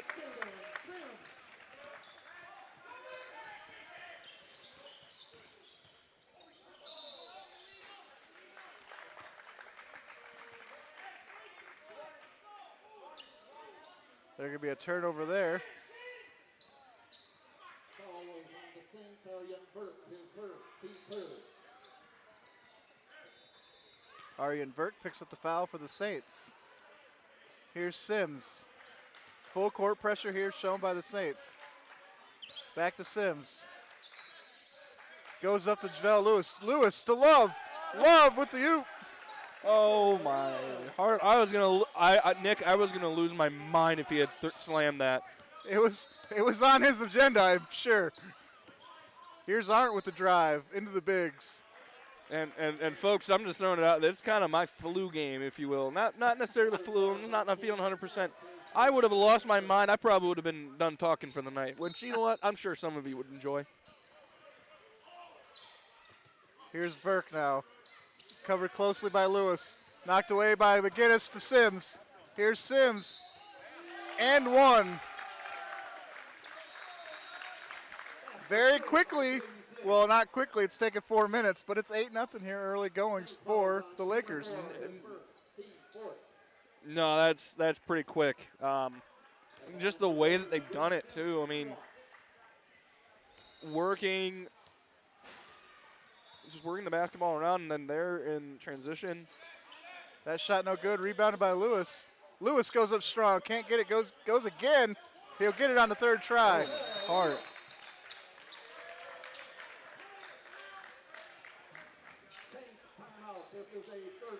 So the Saints will take a timeout, down 10. 10-0 run here for the Lakers. That's the only run I'll call out all game, unless this one continues.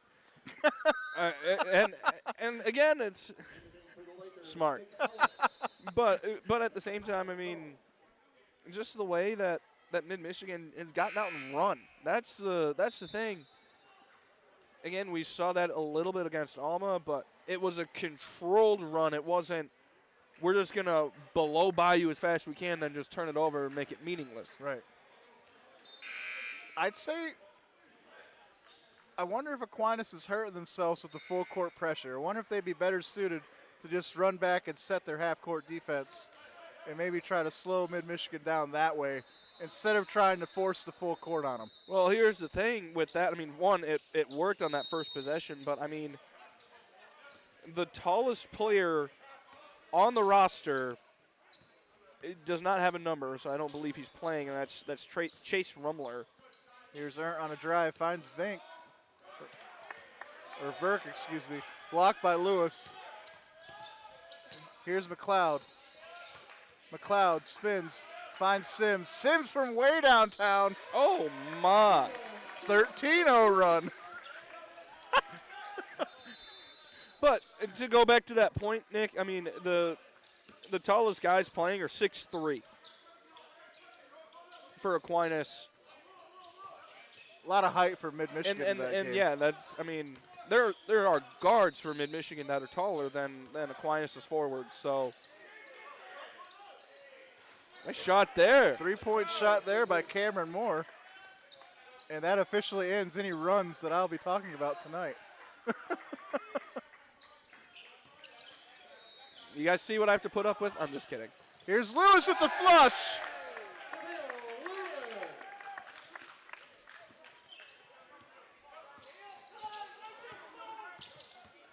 Here's Arndt. Baseline drive, kicks out. Moore from the wing. Off the rim, no good. Long rebound, almost collected by Ellis. How about Nick Ellis getting some playing time? Sims. Pop it. Splash it. Oh, Ellis. I was hoping. Sims still holding his knee. I'm not sure he's right. Oh, man. Splashes that for three. Well, okay, an 18-3 run to open. Still hobbling on that knee, Sims is. Uh-oh. Well, that's no good.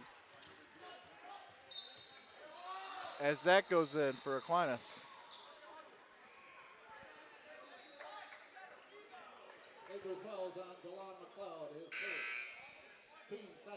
25 Ty Reichner. So Jaden Sims, he's going to check out. We're going to hope he's okay. He hurt his knee inside the paint there. Then he bounced back out and hit the three-pointer. But he's not looking good over there. Walking gingerly to the end of the bench.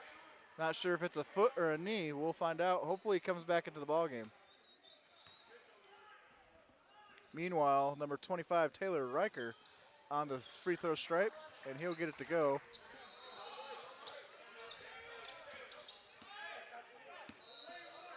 So here's Tony Russell Jr., a freshman out of Cincinnati. I don't believe we saw him last week. We did not. Here's McCombs with the shot from the elbow. And just like that, Russell already has an assist.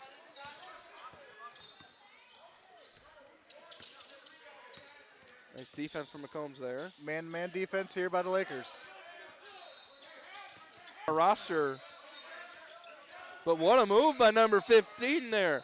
We're going back to the days of the old NCAA football and NCAA basketball games. We're going PFNO dot 1-5. Yeah.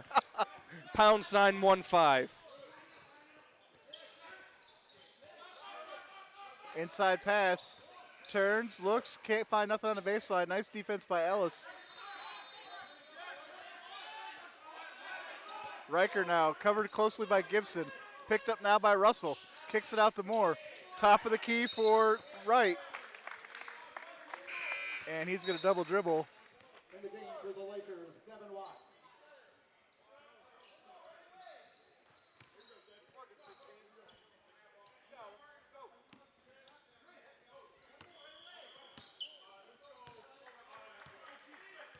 I know we're a basketball show, but we're slow here. Justin Verlander, your Cy Young winner in the American League. Warranted performance. I'd have preferred Dylan Cease to pick that up, but that's me. Mekhi McCombs, three-point basket, no good. Rebounded by the Saints.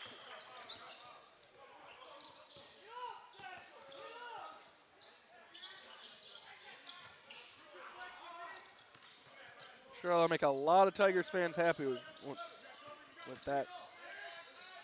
Riker can't get that shot to go. Rebounded by Gibson. Pushes ahead to McCombs. Here's McCombs. Pushes it out. Here's Watts. Gibson now. Watts now. Watts for three. Rattles in and out. Rebounded by the Saints.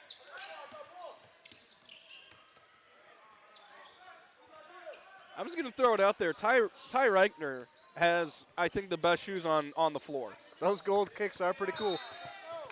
And Watt unable to keep that in bounds. The gold Nikes with the red swoosh, I like it. They're fancy. Goes along with the school colors. It's a sharp look.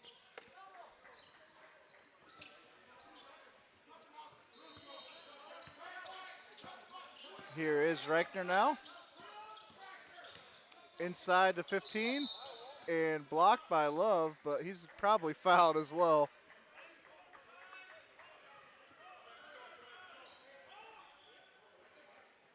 Lakers fouls on number 5, Sasha Love. So Love will pick up the foul.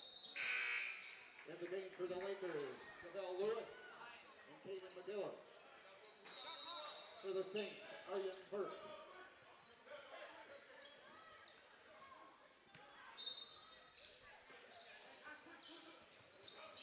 Inside pass, nice inbounds. Reichner almost got it. Lakers fouls on Austin Gibson, his first, team fourth. Lakers quickly with 4 fouls here. Picked up 3 in the last minute. Reichner at the line here. You know what? I have a feeling those might be Kobe shoes. Yeah? See the purple on the sole? I do. They are purple. And then there's the purple swoosh on the other side. Oh, yep. They are inverted, aren't they? And then red could be for Lower Merion High School. There you go. And he gets the second to go.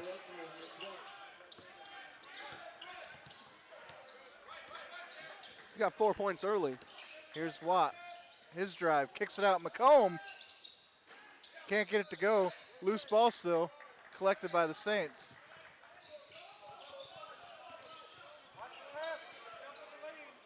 Here's Reichner. Man-to-man defense here shown by Mid. Everybody on one side of the floor. Here's 15 with the ball. 22 now. Chris Wright. Chris Wright with the drive, kicks it out. Sammy Jacobs with the floater, gets it to go.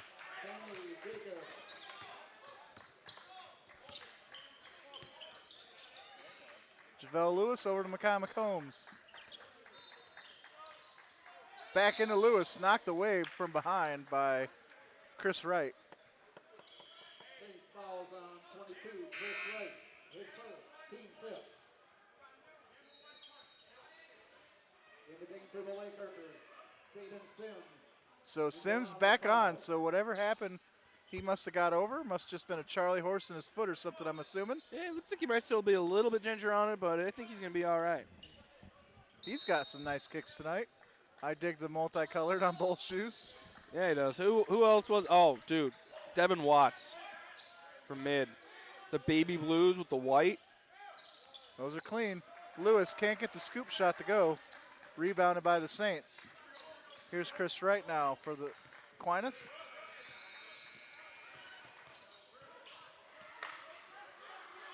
Reichner now.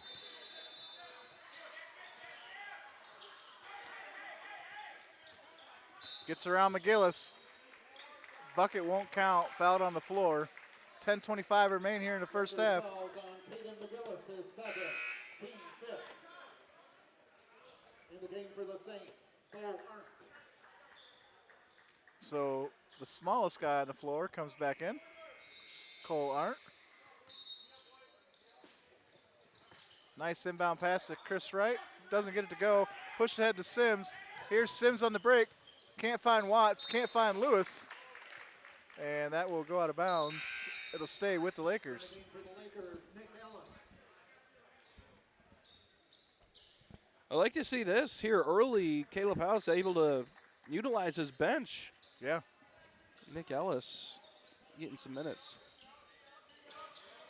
Here's McLeod, gets his man in the air. Here's Watts. Ellis, McLeod, McComb, Sims now. That ball knocked away, and it's going to go out of bounds, and it will go the other way.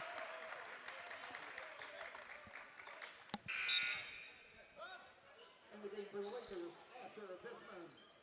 So Asher Visman checks in. And Watts will take a breather. Here's Arndt. JaVale Lewis now on the ball.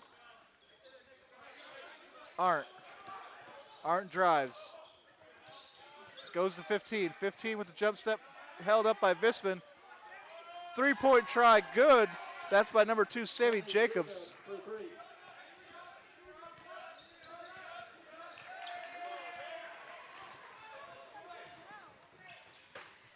And Jacobs' shot not good. 15 shot not good. Lakers fouls on Asher Visman, his first, team sixth. So Visman will pick up the foul. 6 team fouls, so that should send Aquinas to the line. At the line for the Saints, Here's 15. Hanamar. And I did not catch the name from the PA announcer.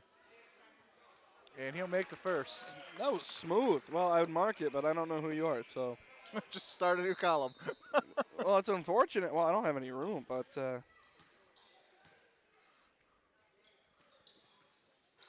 and the second one rattles out. might that be Chase Rumler? It sounded like what the PA guy said. Here's Sims now with the ball. Sims with a 3. Shot no good, rebounded by Wright. Here come the Saints. Lakers haven't scored in probably about 4 minutes. Saints close this thing down to a 5-point deficit.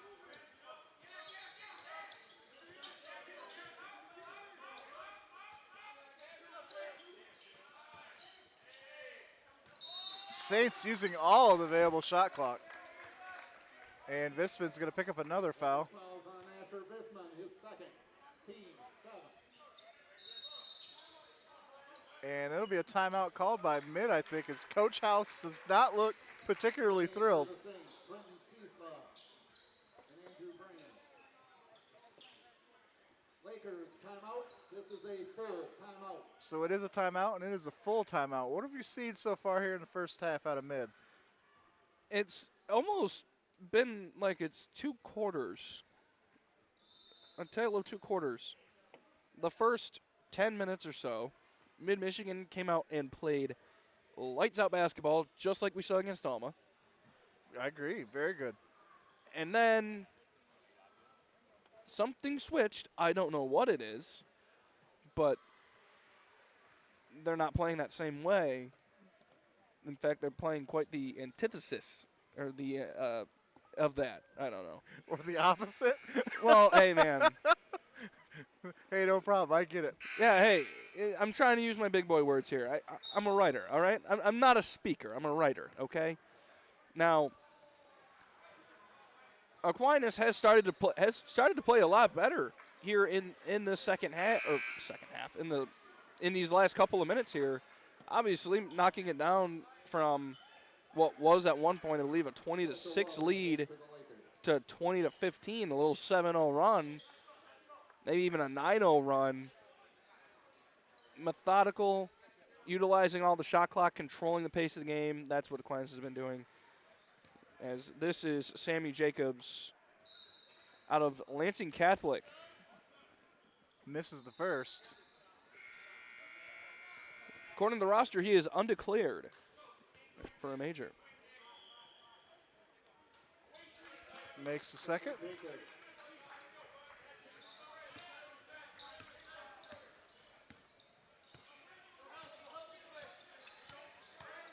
Here's McLeod, finds Satchel Love. Satchel Love, spin move in the lane. Hook shot can't go. Visman can't get the board, or gets the board, can't get the putback. Sixth foul is on 11, Bo Arndt. His second. Team 6. At the line for the Lakers, Asher Visman. So Visman will go to the line here. That puts the Lakers in the penalty as well. He'll miss the first. Central Montcalm Green Hornet is Asher Visman, classified as a sharpshooter, and he had 7 points last time out against Alma. And he'll miss them both and fights for a rebound, unable to get it.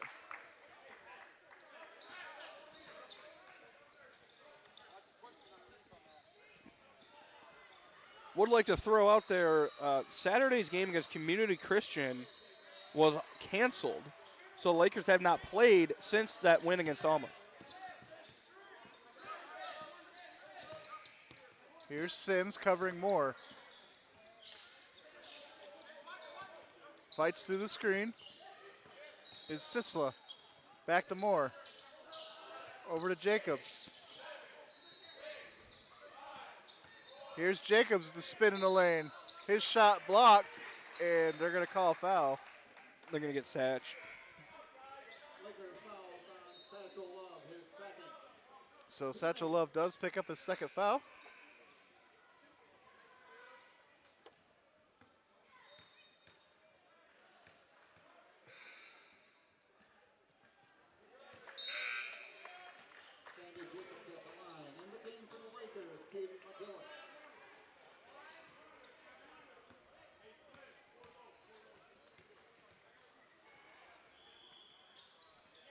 And Jacobs makes them both.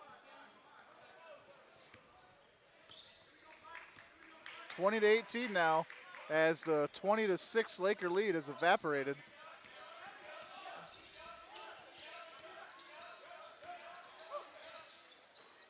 As Sims gets the bucket. He's got a dozen.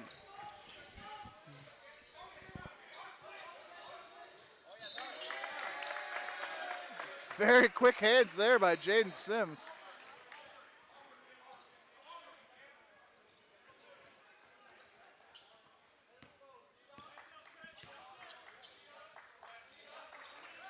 Here's Sims again for the Lakers. He'll shoot the three. No good. Rebound. Ellis tried for it.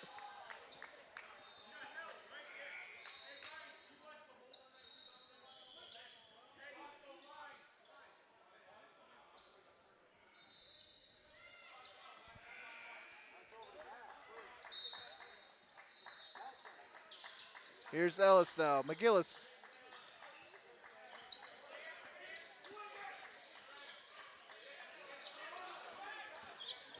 Here's Sims. McLeod gets the 3 to go. His first bucket of the night's a three-pointer. Freshman out of Kentwood. He hit 16 last time out. And that shot almost good. Rattles out by Andrew Brands. Here's Jaden Sims. He drives. His shot. He gets it to go. You know what Jaden Sims is?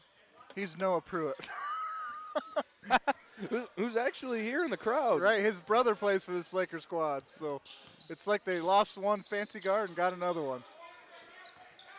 And I say fancy and I mean handles. Oh, what a shot there. Couldn't tell who that was. Lakers fouls on Delon McLeod, his second. Team ninth. Basket was good. That'll be Aaron Vert sent to the line. Ty Reichner back in the game for the Saints. Yeah, Noah's brother Jaden Pruitt on this Mid-Michigan team.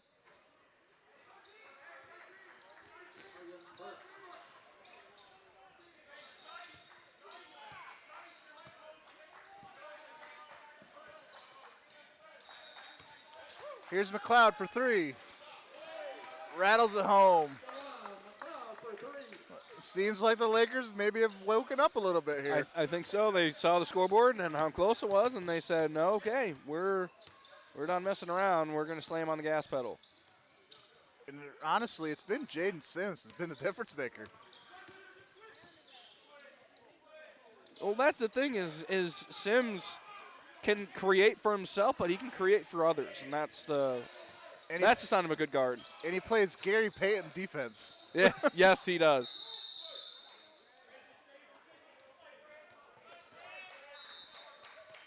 Possession to the Saints. So 5:37 here left in the half.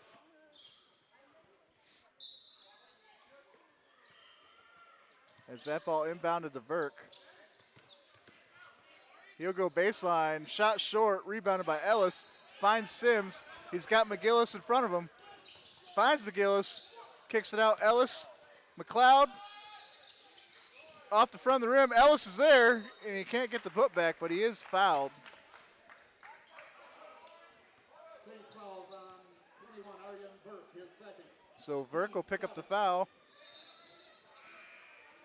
And that'll send Nick Ellis to the line. Nick Ellis, a 6'7" freshman, 205 pounds, out of Grand Ledge. He's told he has GLIAC-level talent. And he makes the first. He makes the first. GLIAC, for those of you, is the Saginaw Valley, Grand Valley, that conference here in Michigan, among other states. Yeah, Ferris State, Northwood. And he makes a bowl. Actually, I think Northwood just dropped out of GLIAC, so I take that back.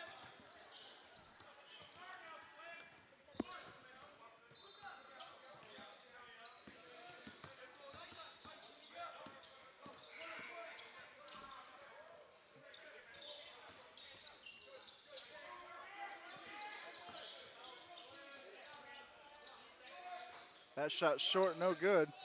Rebounded by Aquinas, though. Big offensive board. And Sims with the steal. Sims with the drive. Can't get the shot to go. He is fouled, so he will go to the line. Saints fouls on Chris Wright, his second. Team 8. So Chris Wright will pick up that foul. At the line for the Lakers, Jaden Sims.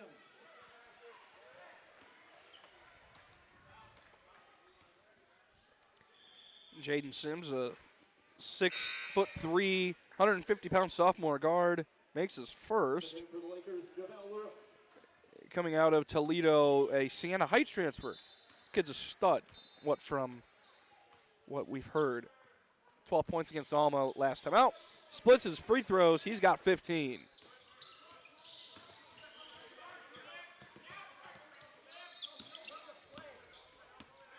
Here's Moore. Trying to get around Sims, but he can't do it.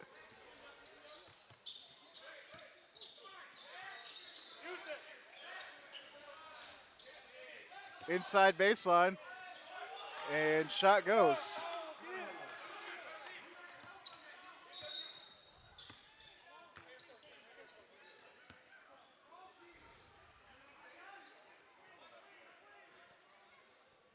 Ooh, looks like we're going to get a tech. And I think that's going to go against the Aquinas bench, number 11.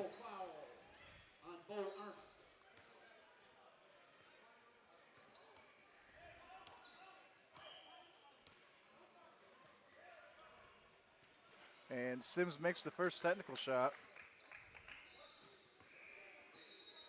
So that's 3 against Arndt, 9 against the team.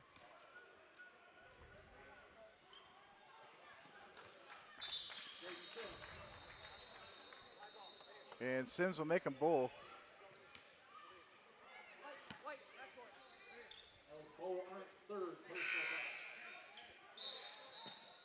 So Arndt picks up a tech from the bench.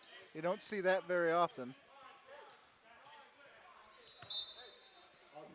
Wonder if just something was said.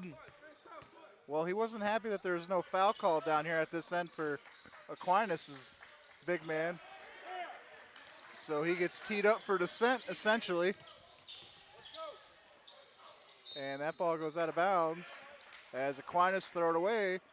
Gives Mid-Michigan a chance to extend this lead some more if they've finally woken up after that 4-minute stretch of sleeping, basically, getting themselves back in the ballgame.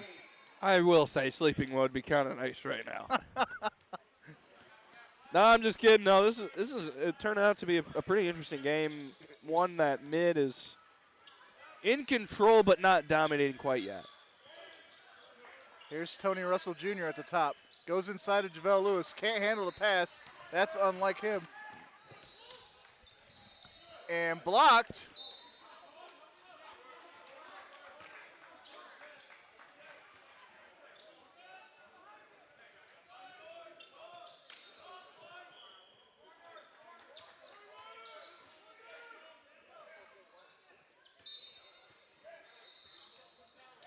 So Moore will inbound, finds Reichner. Reichner's shot, no good. Lakers fouls on Tony Russell, his first, team 10. So the Saints will now be in the double bonus. Shooting 2.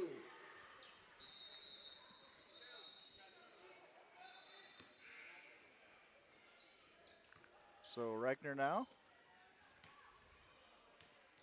You know, I think we can. Misses the first. That bounced off the back of the rim there. I think we can say that 15 for Aquinas is Chase Rumler. I believe that is what the PA said. Jaden Sims is 6'3". I have Chase Rumler at 6'5". They're close. And that would be close as Reichner misses both. Here's Russell Jr. with the drive. He's fouled. 3 fouls on 15, Hanema, his first, team 10.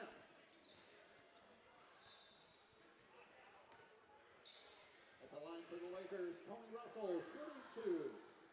I don't know. It sounded like he just said Hamanas, which is not Rumler. And it's not anyone on the roster. It's no one on the roster. So maybe we're wrong. For the Lakers, Makai McComb. It is the mystery of who is number 15 for Aquinas. I feel awful. So our apologies to coaching staff. We just don't know. We just don't have it on the roster. JaVale Lewis with the almost put back, couldn't get it to go. He'll find Makai McCombs at the top of the key. Now Tony Russell Jr. Jr. drives, or Russell Jr. I shouldn't call him Jr. Here's JaVale Lewis now. His shot won't go. 3 fouls on Caleb Sir, his first. And the penalty at the line for the Lakers, JaVale Lewis. So Lewis will go to the stripe here to shoot a pair. Lewis coming out of Lansing. I believe he was at Northwood before, correct? Correct. He left for Northwood, red-shirted, hurt his foot, didn't play at all, which allowed him to come back here. There you go. He had 16 points last time out against the Alma Scots. Almost a double-double, but I think he sat the whole second half of the second half. Yeah, he sat the last 10 minutes of that second half. You're right. Well, and he missed both free throws there. Tough scene.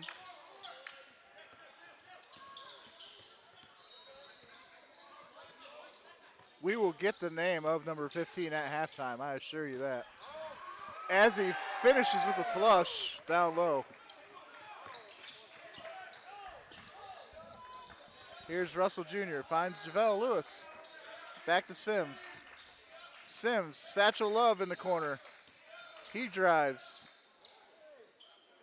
He can't get the shot to go.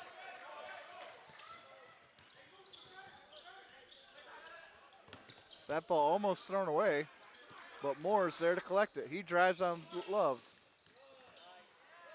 There's a nice finish at the rim that couldn't roll in. Love with the rebound. Here's Russell Jr. now. Russell Jr. with the drive. He'll go baseline. He can't get his shot to fall. Collected by Aquinas. It almost looks like Satch is kind of feeling it. Feeling something. And it's not good. And he's going to get called for a foul. Lakers fouls on Satchel Love, his third. So Satchel Love picks up his third foul of the half. And the penalty.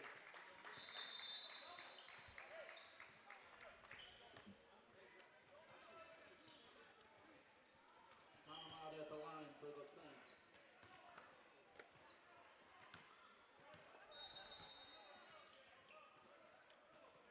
He makes his first. I believe he said his name was Hamanon. In the game for the Lakers, Tate Besteman and Nick Ellis. So Besteman checks in for the Lakers for the first time.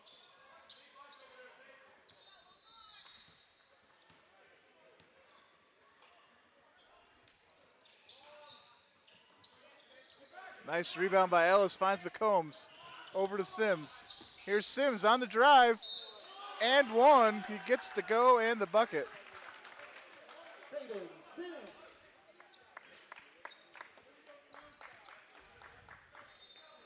Fouls on Hamad, his second.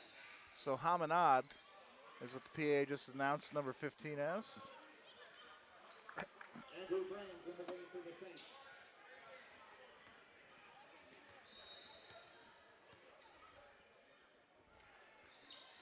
And Sims converts the and one. Jaden Sims has 20 points. Just under 2 minutes to go in the first half.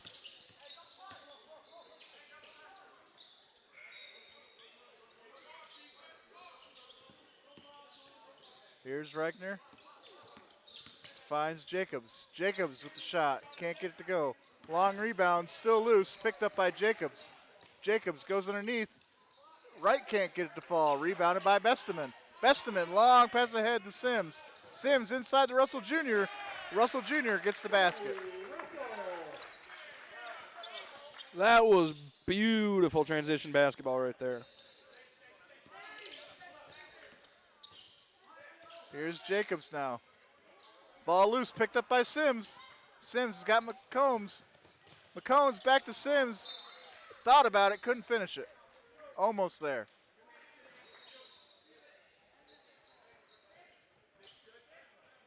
That's another one, Nick. I would have lost my mind. He was this close to finishing that one.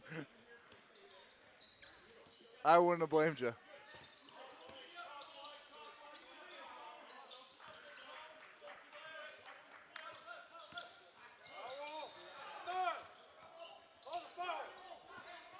Reichner can't get his shot to go. He lost that basketball 3 different times, and he still got a shot away. Reichner shoots again. Can't get that to fall. Rebounded. Here's Jacobs now. Goes inside to Reichner again. Reichner, third time's a charm. Gets the basket to go. So not only did the Saints have 4 chances, Reichner lost the basketball 4 times.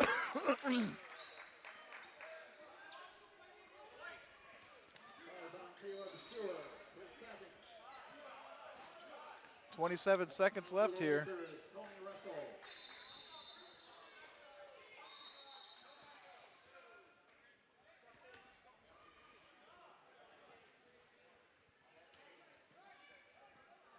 Russell Jr.'s first attempt is good.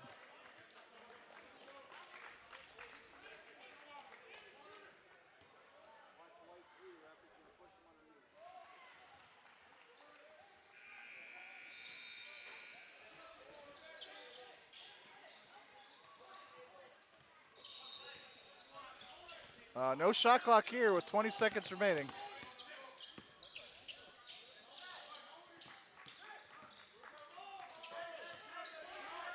Here's Reichner. Reichner with some space, goes up against Besteman, can't get the shot, but he will get the foul. So Reichner will go to the line to shoot a pair.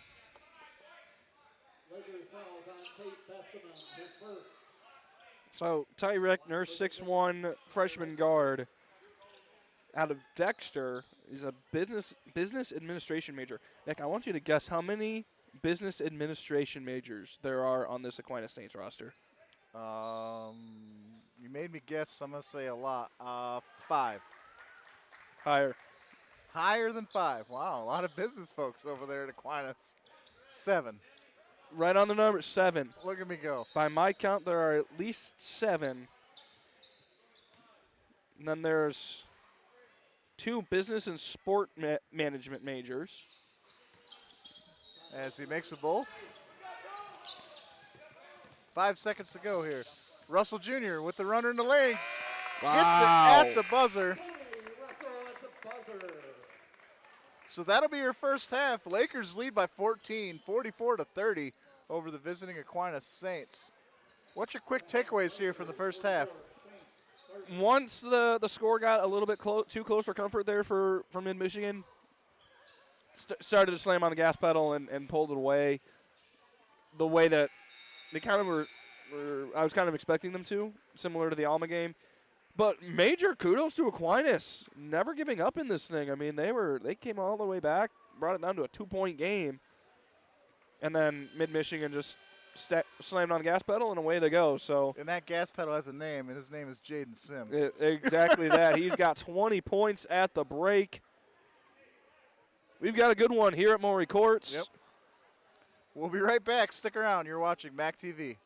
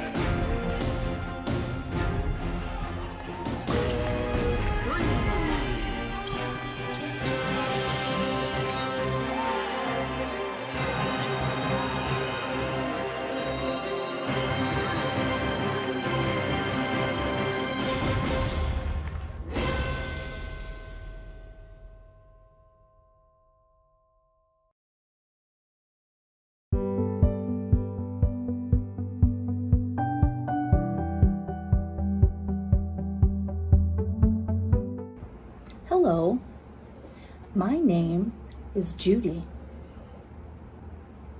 Amy. Jillian. Amy. It's Dawn. Recently, we joined friends, family, students, community members, and fellow MID employees to engage in a lifelong learning class. Our topic of choice was American Sign Language. MID offers a wide variety of lifelong learning classes, including dog training, arts and crafts, photography and outdoors, financial planning. and many, many more. We hope to see you in class soon. Want to find more information? Check our website, www.midmish.edu. Thank you.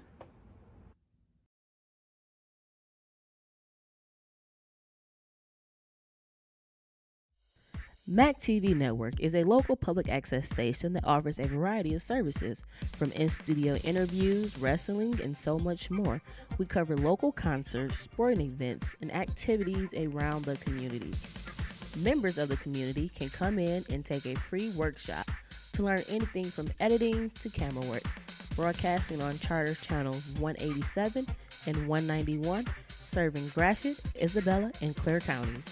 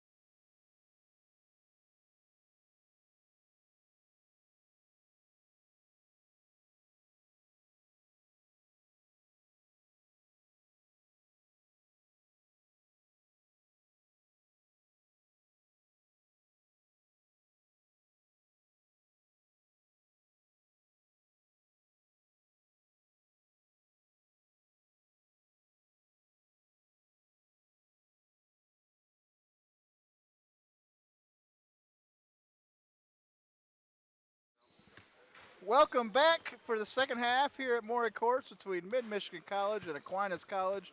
Your Lakers lead 44-30. I'm alongside Austin Chastain. I'm Nick Toder. You're watching MAC TV Network. Austin, what do we got for stats from the first half?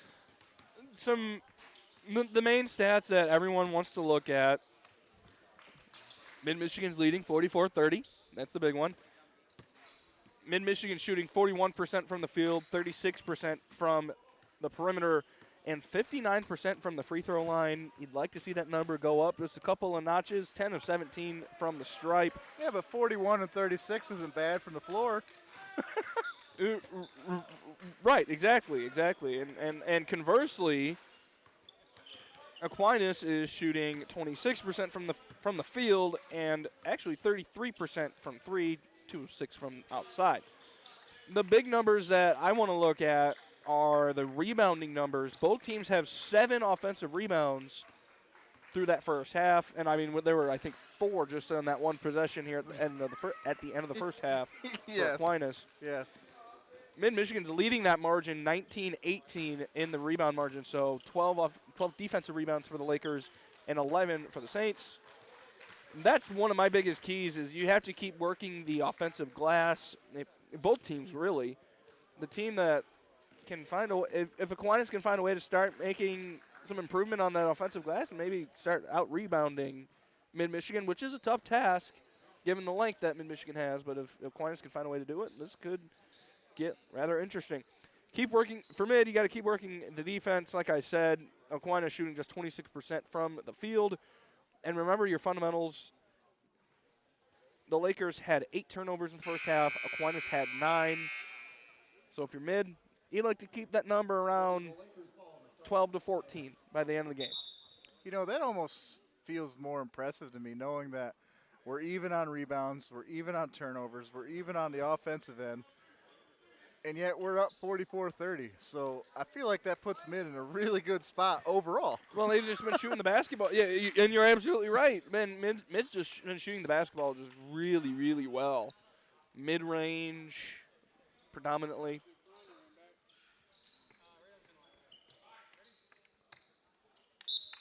Four made three-pointers in that first half. We're underway in half number 2. Here we go. McGillis on the ball for the Lakers. McLeod now. McLeod on a drive. He's going to find Satchel Love for a deep three-pointer off the back of the rim. Rebounded by JaVale Lewis. He wants to go right back up with it, and he can't.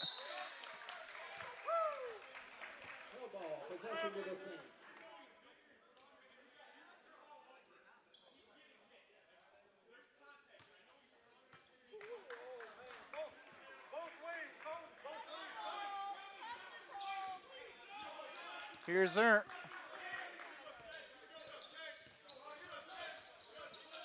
Ernst, the owner of a bench side technical awarding in the first half.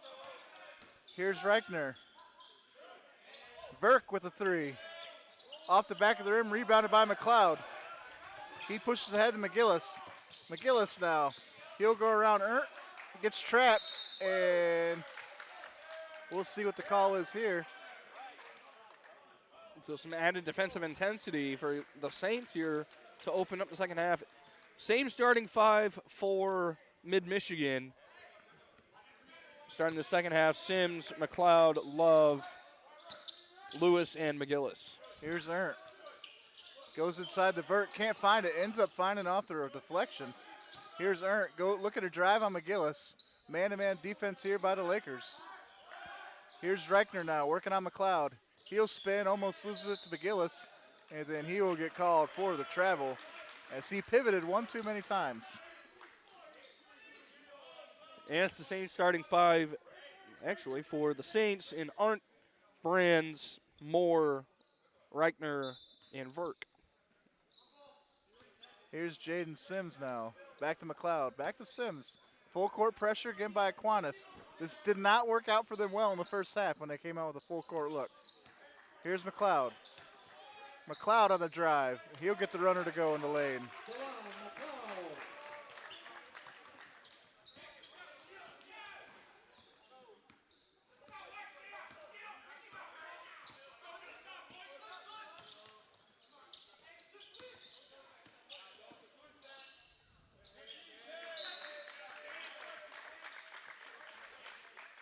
This ball goes out of bounds.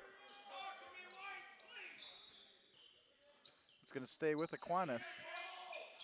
Here's Vert, covered by Lewis. Goes to Brands. Brands working on Love. Back to Reichner. Now covered by McLeod. Here's Moore. 7 on the shot clock. Blocked by Sims. And Satchel Love will knock it off an Aquinas player, and that will go Mid-Michigan's way.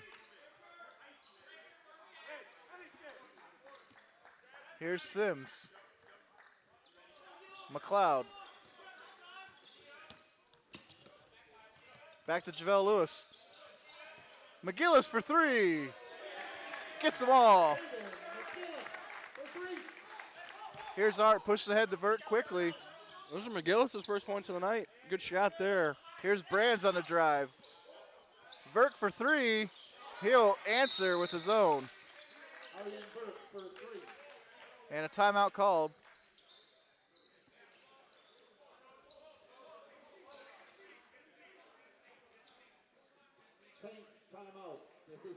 And this timeout is called by Aquinas, so that'll be the Saints' second timeout of the game. Okay. Interesting start. Yeah, not too bad. Not too bad. Mid-Michigan so far in the second half with 17:39 to go in regulation leads the half 5-3.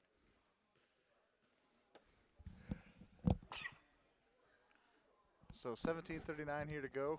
Very quiet suddenly here at Maury Courts. As we might be the only two people talking. I think we are. Other than the coaches, we're really the only ones audibly speaking.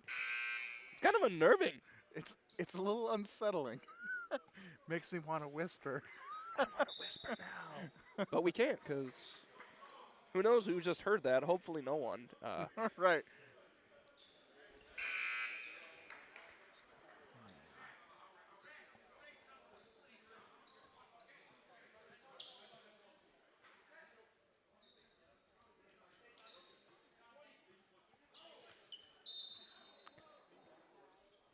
Back underway. Here's Sims near side. Works the ball to McGillis in the corner. Goes back out to Sims. Finds Love in the corner. He's going to go baseline. It's going to be stolen away by Bo Arndt. Here comes Ty Reckner. 3 ball from Cam Moore. No good. Rebounded away by Satchel Love.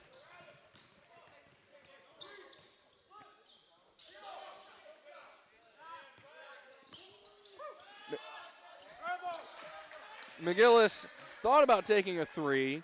Moore went to close him out. And McGillis, trying to avoid the travel, threw the ball away. 17 remains here in the second half. And Brands almost stepped out of bounds, knocked away by McLeod. Brands with the jump step gets through Satchel Love. Verk with the rebound, blocked by JaVale Lewis. Picked up by McGillis. McLeod, Satchel Love with the finish. There's the 4 points for the big fella.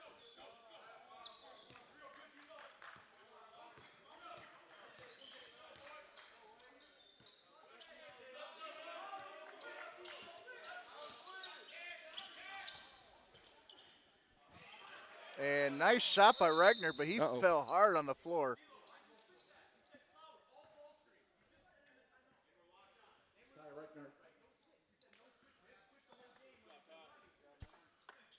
He took a hard fall, got back up. Hopefully that young man's okay. We did figure out the mystery of number 15 for Aquinas. His name is Musa Hamad.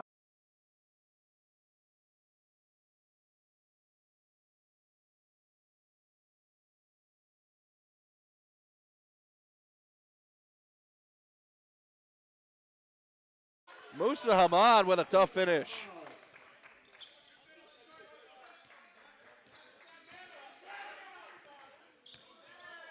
Jaden Sims with basketball in his hand finds DeLon McLeod. And we're back.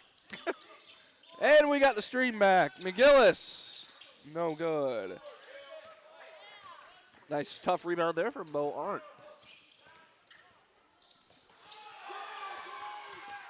And a huge block by Caden McGillis. On a layup, it's sent by Bo Arndt. Arndt from the corner for three. No good. Now our score is good and our clock's back right. So our stream died temporarily. But hey, we're back. He is the great fixer of the stream. My laptop just went black, unfortunately. Unsure what happened. Unplugged everything, plugged everything back in. Here she is. Well, that works. So for those of you watching, apologies for the technical difficulties.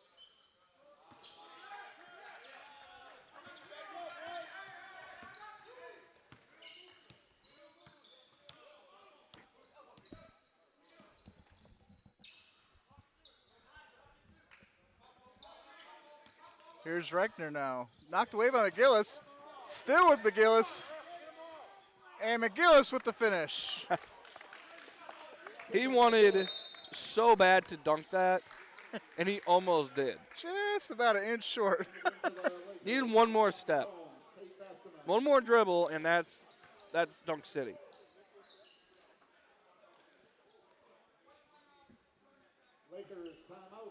So timeout by the Lakers, 30-second variety. 60-37 your score here, second half, 12:38 remaining.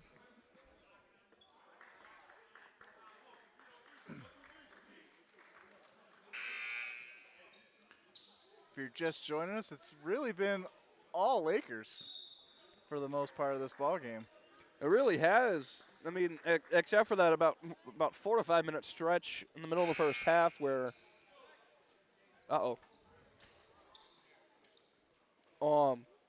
and now we're having a scoreboard issue. Oh, there it goes. Okay. Technical issues all around. My goodness. Okay.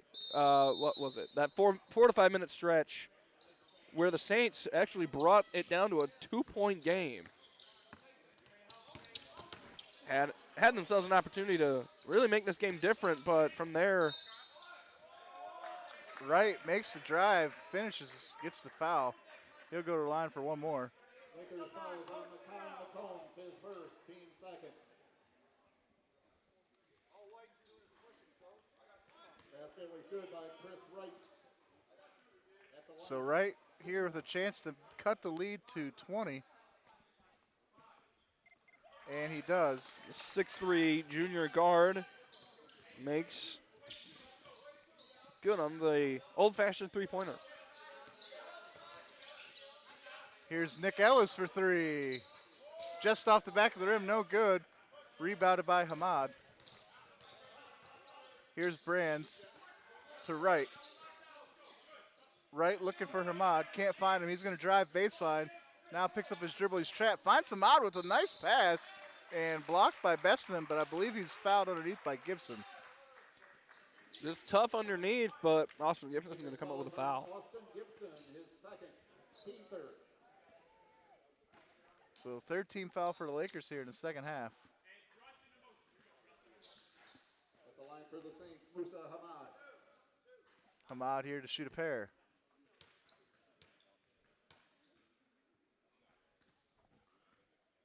And first one off the left of the rim, no good.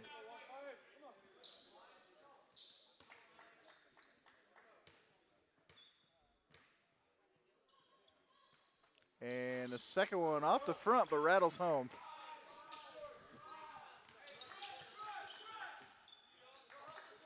Just about 3/4 of the way through this contest as Russell Jr. drives. No basket, offensive foul. Lakers fouls on Tony Russell. And Coach House getting real close to being teed up here.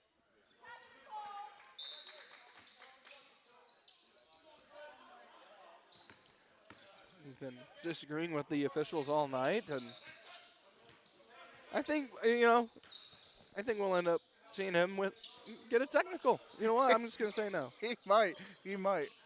I'm surprised he's gotten as much of a leash as he's gotten when Ernst got very little leash, but I guess Ernst's a player on the bench who stood up and screamed at an official. So Right. there is some differences there, I guess. But Yeah. here's Russell Jr. now.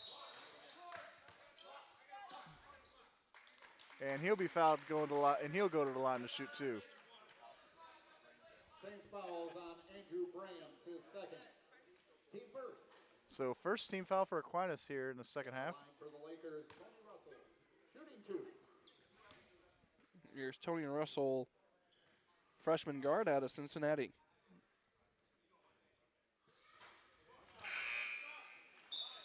Next first, and he's got 7. And I just want to be clear, I don't hope Caleb House gets a technical. I'm just saying. You see it a lot, and he might. So it could happen.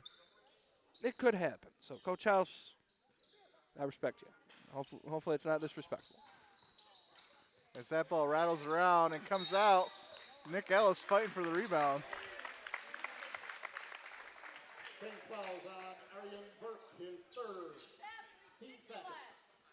So Verk will pick up his third foul.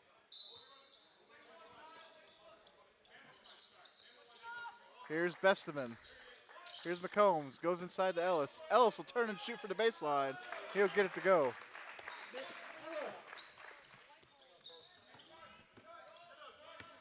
Here's Ciesla.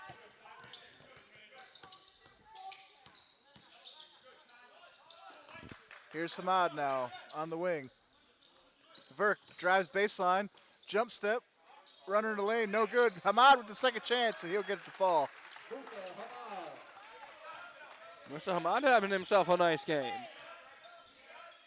Russell Jr. for 3. That is probably not the shot the Lakers wanted on that possession. Correct. But when you have a 20-point lead, I guess you could take shots like that. Here's McCombs. McCombs turns, looks in the lane, can't get it. Loose ball picked up by the Saints. And here's Jacobs now, covered closely by Gibson. And Wright with the circus shot, can't get it to go. Bestman with the rebound. He'll find Russell Jr. Russell Jr., here's Gibson.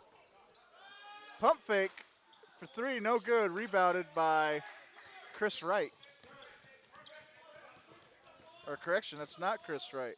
That's Trenton Ciesla. Apologies there. And he'll hit the 3. Kieslow's first action on the night. He's another business administration major. And business daddies. Here's Gibson now. And Russell Jr.'s shot won't count. Lakers fouls on Nick Ellis, his first. Lakers doing a full line change. In the game for the Lakers. Everybody else. Starting 5 back in for the Lakers this time.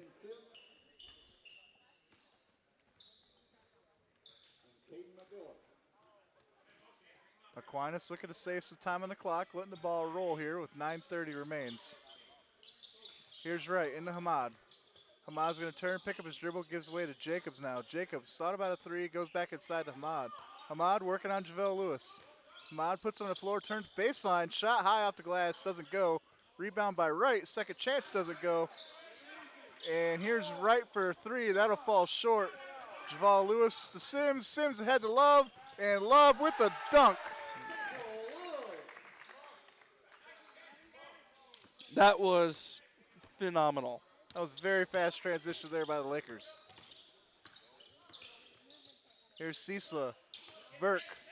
Verk inside to Hamad. Hamad turns, looks, kicks out to Ciesla. Ciesla's going to drive baseline, find some room, blocked from behind, but they're going to call that a foul, so there must have been contact that I didn't see. So Sims will pick up the foul. At the line for the Saints, Trenton And Ciesla will shoot a pair. Trenton Ciesla, a freshman guard, 6'1". And the first one rolls around and out. A business administration major out of Frankenmuth. So closer to here than he is to home. Yeah. Or I guess closer to here than you know what I mean. I understand the words that you're saying. Everybody else might not, but I get it. He goes to school. He goes to school farther away than he's currently playing from home. Right. All right. Here's Sims now. Sims goes around the screen by Lewis, drives the lane, and gets the finger roll to go. 25 for Jaden Sims. And just remember, like I said, my flu game, it's our second game back. You give me some grace here, folks. Come on. And Sims will pick up the foul on a reach. That's 2 fouls pretty quick. So now the Saints are in the penalty, not quite in the double bonus. So that'll send Bo Arndt to the line, 1-1. He makes the first. 5'10" junior guard, business administration major from West Catholic in Grand Rapids. And that doesn't go, so rebounded by McGillis. He goes ahead to McLeod. Here's McLeod on the drive. Gets the shot to go over Hamad. Excellent shot. McLeod in the double figures. Lakers been able to hold this 20-point advantage here in the second half as Bo Arndt throws that away. That'll be Laker ball at the far end of the floor. Caleb Schur in the game for the Saints. As much as we've said his name tonight, Nick, I think that is the first point, that free throw just now, was the first point for Bo Arndt tonight. Really? I feel like he must have started off strong. Here's Sims for 3. Off the rim, no good. Rebounded by Verk. Here's Cecila.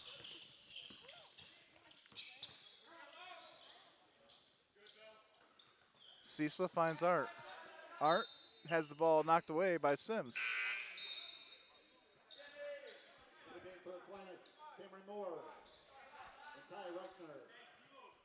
I'm impressed with how fast Jaden Sims is at everything. He's fast hands, fast feet, fast decision making. Fast shot. He's just fast. He said he's just impressive to watch play basketball. Nice move by Cecila to get the basket in the lane. Here's McLeod. McLeod finds McGillis around of JaVale Lewis in the Sims. Sims with the drive. And finds McGillis on the baseline. What a play. More good basketball there from the Lakers.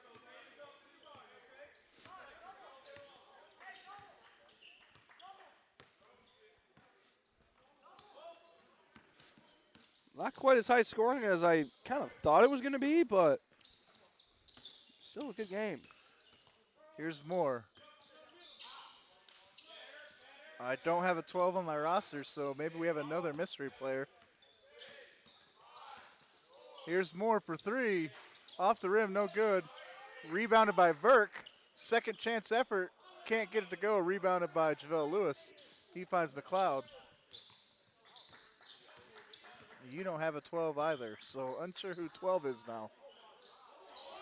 And what a shot by McLeod. Goes up and underneath. Arndt goes inside, can't find the pass, and that'll be Laker ball. So timeout called by Aquinas and the Saints. This will be a full timeout. Lakers firmly in control now.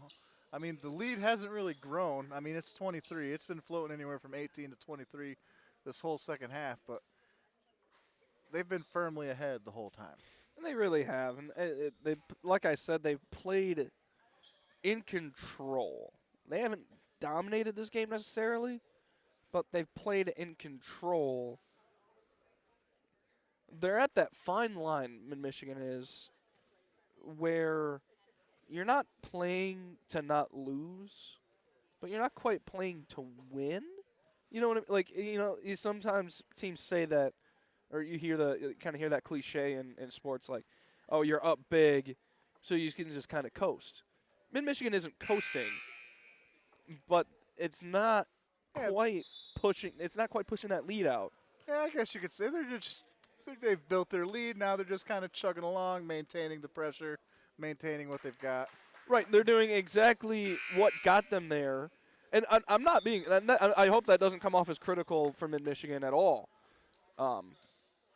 because there are teams that could be playing to not lose this game at this point, and they would lose. Mid-Michigan is last year's men's team would have did that. Honestly, you're not wrong. I wasn't gonna go there, but all right. But here's McLeod to Sims. Back to McLeod. Nice little move there.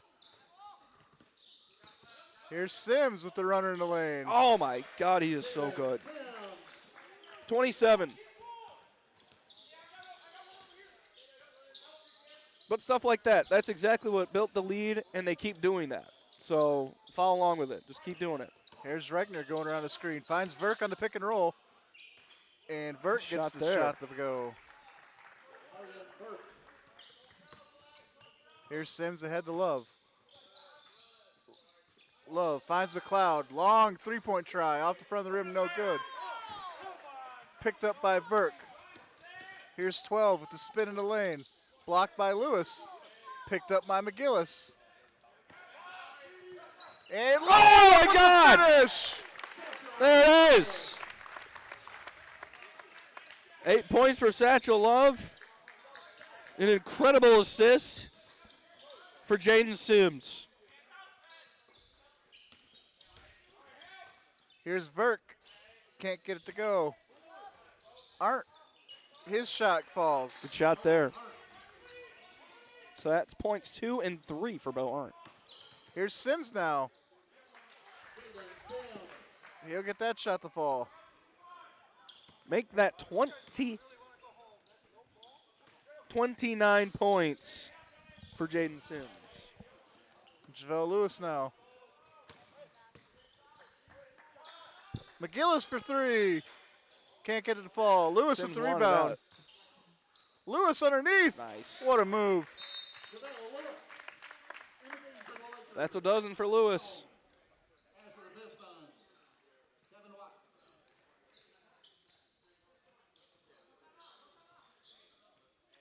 So for our friends here in snowy Mount Pleasant, because it's snowing. Gross. It's snowing hard. I could do with that not happening. Yeah, I could too. But anyway, for our friends following along with us, that might be watching on MAC TV, Central Michigan playing at home against Western Michigan, battle for the victory cannon. Chippewas and Broncos are tied at 7:13 to go.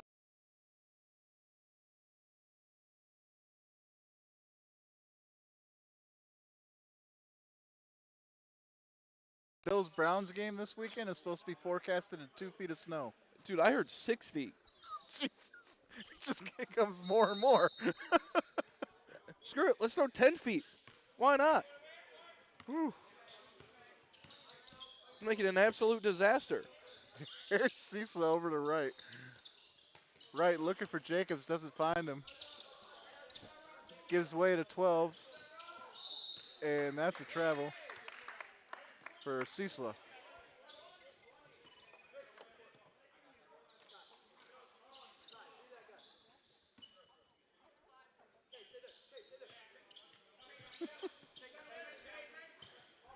Here's Watts. Visman. McGillis. McCombs. McGillis again. McGillis with a jump step. And as I forgot the clock again, as I catch that up. 3:42 remaining in the half. Here's Nick Ellis. Makai McCombs. McGillis on a drive baseline. Went tall for the dunk. Denied by the rim. Here's Cecil. Almost had it. Ahead to Jacobs. Knocked away by Visman momentarily. Here's Cecil for three. Off the rim, no good. Rebounded by McCombs.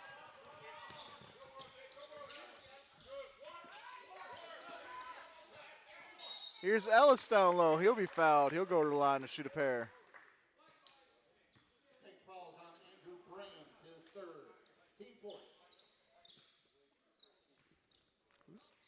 Jaden Pruitt set to check in.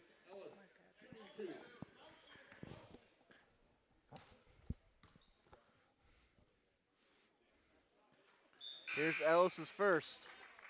And the game for the Lakers, Jaden Pruitt. Jaden Pruitt checks in. Brother to last two season star actually, Noah Pruitt.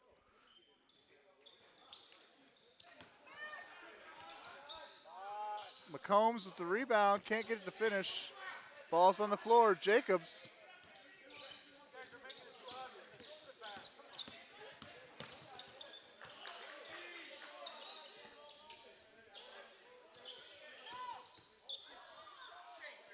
Here's Wright for three, no good, rebounded by Watts.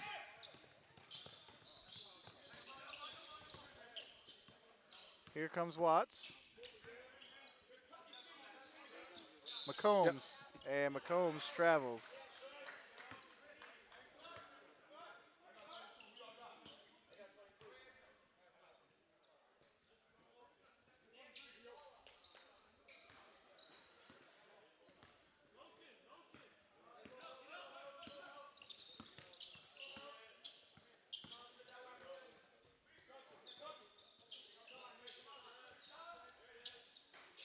Cecil's shot no good. Here's Ellis, big guy running the floor. And he's fouled going up. That'll be fourth against Andrew Brands. Six fouls on Andrew Brands, his fourth, team fifth. At the line for the Lakers, Nick Ellis. Ellis goes back to the line here in the second half.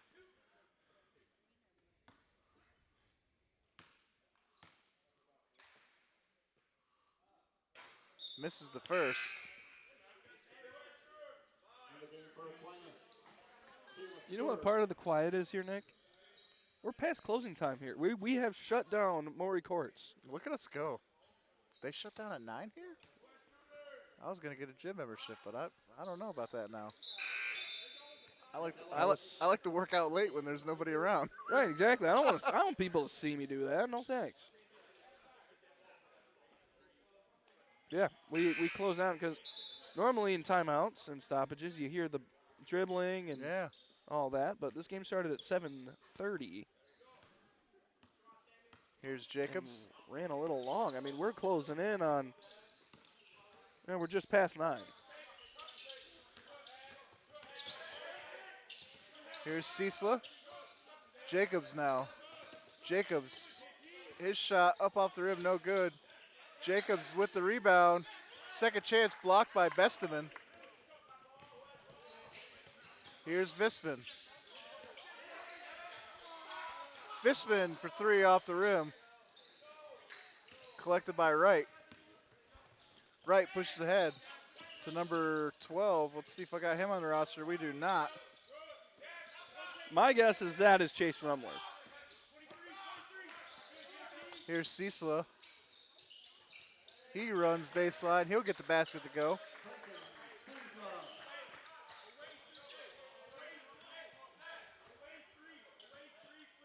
Just under 90 seconds to go. Mid-Michigan's leading this thing by 27 points. Here's Watts. Makai McCombs now. Makai McCombs with the shot from the top of the key. That rebounds off. Here's Jacobs now.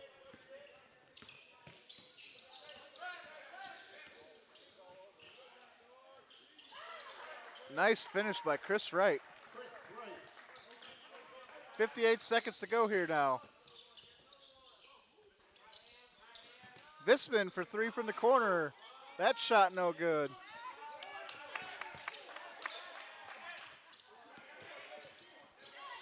Visman tried to find Watts, can't do it. And hustle play by number 14. Doesn't find a mark. It'll be Laker ball. Andrew Bursky with the incredible hustle there. Yep, I got him on my roster. Brisky, number 14. Here's Pruitt. He's stripped going up. It'll stay down here with the Lakers.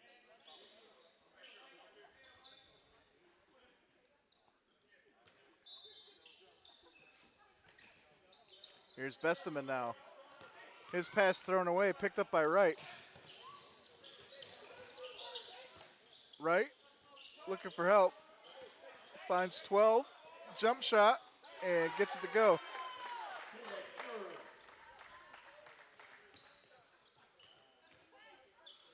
Caleb Scher with the bucket there.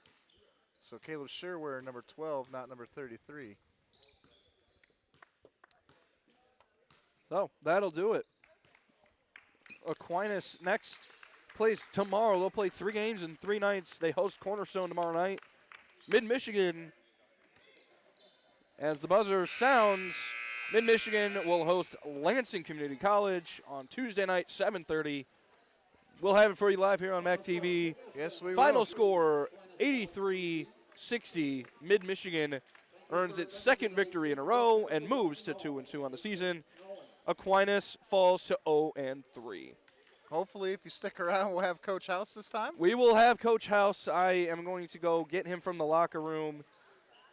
Don't worry about that. We'll be back. And you know what? Gosh darn it, we're going to have a post-game show here on MAC TV Sports. Stick around. Give us a few minutes. We'll be back with Coach Caleb House to chat about Laker basketball. And you're watching Laker basketball on MAC TV. MAC TV Network is a local public access station that offers a variety of services, from in-studio interviews, wrestling, and so much more. We cover local concerts, sporting events, and activities around the community. Members of the community can come in and take a free workshop to learn anything from editing to camera work. Broadcasting on Charter Channels 187 and 191, serving Gratiot, Isabella, and Clare counties.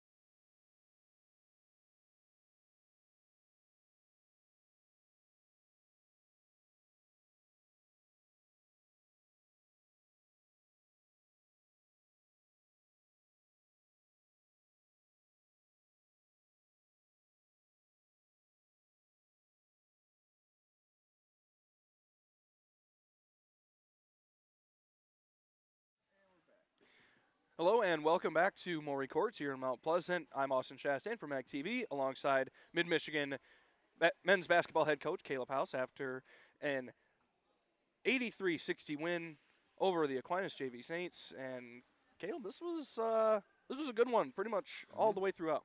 No, it's a really scrappy team. They played at Kalamazoo last week and played a 12-point game, played a 3-point game with another team in our conference last night at Muskegon. Maybe got wore down a little bit just from playing a game last night. I don't know, but that was a scrappy bunch, and it took us coming alive in the second half a little bit defensively to start doing what we wanted to do. And we did. We locked up defensively, and I'm really proud of the way we started to compete on the defensive end. It really helped us out in transition too. Right, and that kind of like that 4-minute stretch where you guys were up 20-8 or maybe even 20-6. They closed it down to 2, and then you guys hit that gas pedal, and that gas pedal is named Jaden Sims. How important has he been for you guys this year? Yeah, I was just looking to see what he had 29. Is that what it sounds like? I'm looking at yeah, something like that. So he's a pure scorer. I mean, he had 24 against their varsity last year when he was playing in the league when he was at Siena Heights last year. So we know he can score. We've seen him do it. He what I like about it is he doesn't do it in a selfish way. He picks and chooses. You saw that little pass where he dumps it under the hoop to Caden, instead of forcing up a tough one at the basket. Like, he just, I don't know, he's a joy to coach. He's a joy to play with because he's so talented. He draws so much attention, but also he's willing passer and a willing creator for his teammates, and he trusts his teammates. So we just got to keep building that trust, building that cohesiveness, and then teams are going to take him away a little bit. But we have other weapons. We have other things we can do. So right, absolutely. You guys have honestly a lot more depth than even last year. How exciting has that been in these first couple of games? No, it's been great. Last year was a special group of guys because they endured what they endured, and right. We competed all the way through, and we never ever hung our heads, but we struggled. We struggled to score. We struggled to not turn the ball over. And this year it seems like the growth process has been a little bit quicker as far as taking care of the ball a little bit more, moving the ball a little bit more crisp, finding the right matchups, and it just seems like offensively things are starting to click a little bit, but we're going to see a lot of challenges coming up here down the road. We got a big one next Tuesday. So I was just about to say, the Lansing Stars come in here on Tuesday night. Good game last time we saw them here. Actually, a good couple of games last season. I don't know if you've been able to scout them or take a look at them at all yet, but anything that we should know about the Lansing Stars? Yeah, so they're coached by a Hall of Fame coach. He's been around. He's been in our league. They've kind of become a little bit of a rival, mainly because of the recruiting grounds down there. We have a lot of guys from the Lansing area, and we're thankful for that because they take Nick and Austin and Javelle, and a lot of our guys have come out of the Lansing area and really helped us build the program. So I think that's created a little bit of a rivalry in recruiting. They're not in our division of the league anymore, which changes this game is not a January-February game, so it's a little different, but they're talented. They've got a transfer big man from Mott Community College that came over that's really tough. They've got some good guards that were on the team last year that made big shots against us last year. They've got shooters off the bench. They've got athleticism and a Hall of Fame coach. So it's going to be a really good test for us going into Thanksgiving break. These guys, I know, are focusing hard in the classroom and need that Thanksgiving break. We all do, but we got to get to this one and embrace the challenge on Tuesday night. Absolutely. More of a lighthearted question. I got to ask, how close do you think you were to getting a tech over here? Tonight I think I was okay. These guys are veteran officials. They do a good job. I was just trying to protect a couple of our guys that I thought were getting hosed a little bit, and I also wanted to react before our guys did a little bit, so I was trying to draw the attention a little bit and fight for them a little bit. So I didn't swear. I don't do that. I just wanted to let them know that I thought they're so scrappy, and Javelle's a grown 230-pound man, but he's still getting hit on the arms, and it affects his ability to hold the ball, and he may not move him. But I just felt like they were beating those guys up a little bit and then pushing off and doing some different things with their reaching. So that's what I was fighting for. As far as the long answer, sorry about that. No. I don't think I was going to get a tee tonight. Shoot. I didn't throw a jacket. I've thrown a lot of jackets in this building. So I didn't have a jacket to throw. I didn't punch a chair. I didn't go out on the court. So a lot of the things that I've gotten technicals for, I didn't do. So I felt good about it. All right, fair enough. Well, then don't watch the broadcast because someone wearing a Lions hat may have been like, you know what? I think he's going to. I think he's going to. Got one, huh? I thought you were close. But anyway, hey. Those guys can handle it. They're good guys. Well, hey, fair enough. But a great win here tonight. thanks for your time, and we'll see you again on Tuesday night, and we'll have that game for you here on MAC TV. I think that just about covers everything. So for Coach Caleb House, for Nick Toner, I'm Austin Chastain, signing off saying thank you for tuning in. Make sure you tip your bartenders and servers. Be safe out there. The roads are terrible. We'll talk to you again next week when we meet again. Thanks, everybody. MAC TV Network is a local public access station that offers a variety of services, from in-studio interviews, wrestling, and so much more. We cover local concerts, sporting events, and activities around the community. Members of the community can come in and take a free workshop to learn anything from editing to camera work. Broadcasting on Charter Channels 187 and 191, serving Gratiot, Isabella, and Clare counties.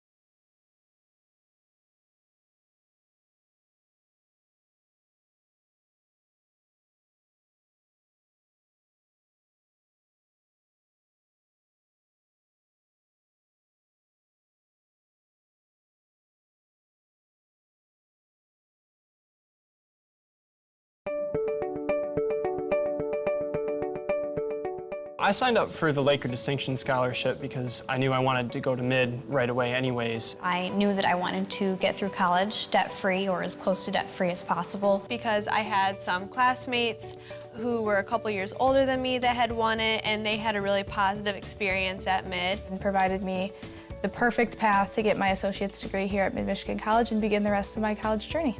Winning LDS was a really positive experience for me. I was able to work on campus, and I was also able to study abroad, which is something I never really thought I would be able to do. Really, the basis of my success today and my continual success is the Laker Distinction Scholarship and is Mid-Michigan College, because without this first step, I wouldn't be where I am today. It really helped for me to know that the first 2 years of tuition were going to be lifted off my shoulders. I got to meet a lot of great people who have become friends and advisors for me, and I know that as I move on that they will still be here to help me get through the college process. And I really do think that my time here at Mid has helped prepare me to take these next steps, not only financially by saving a lot of money, but the faculty here at Mid and the classwork I feel like has really prepared me for the next step and these harder classes that I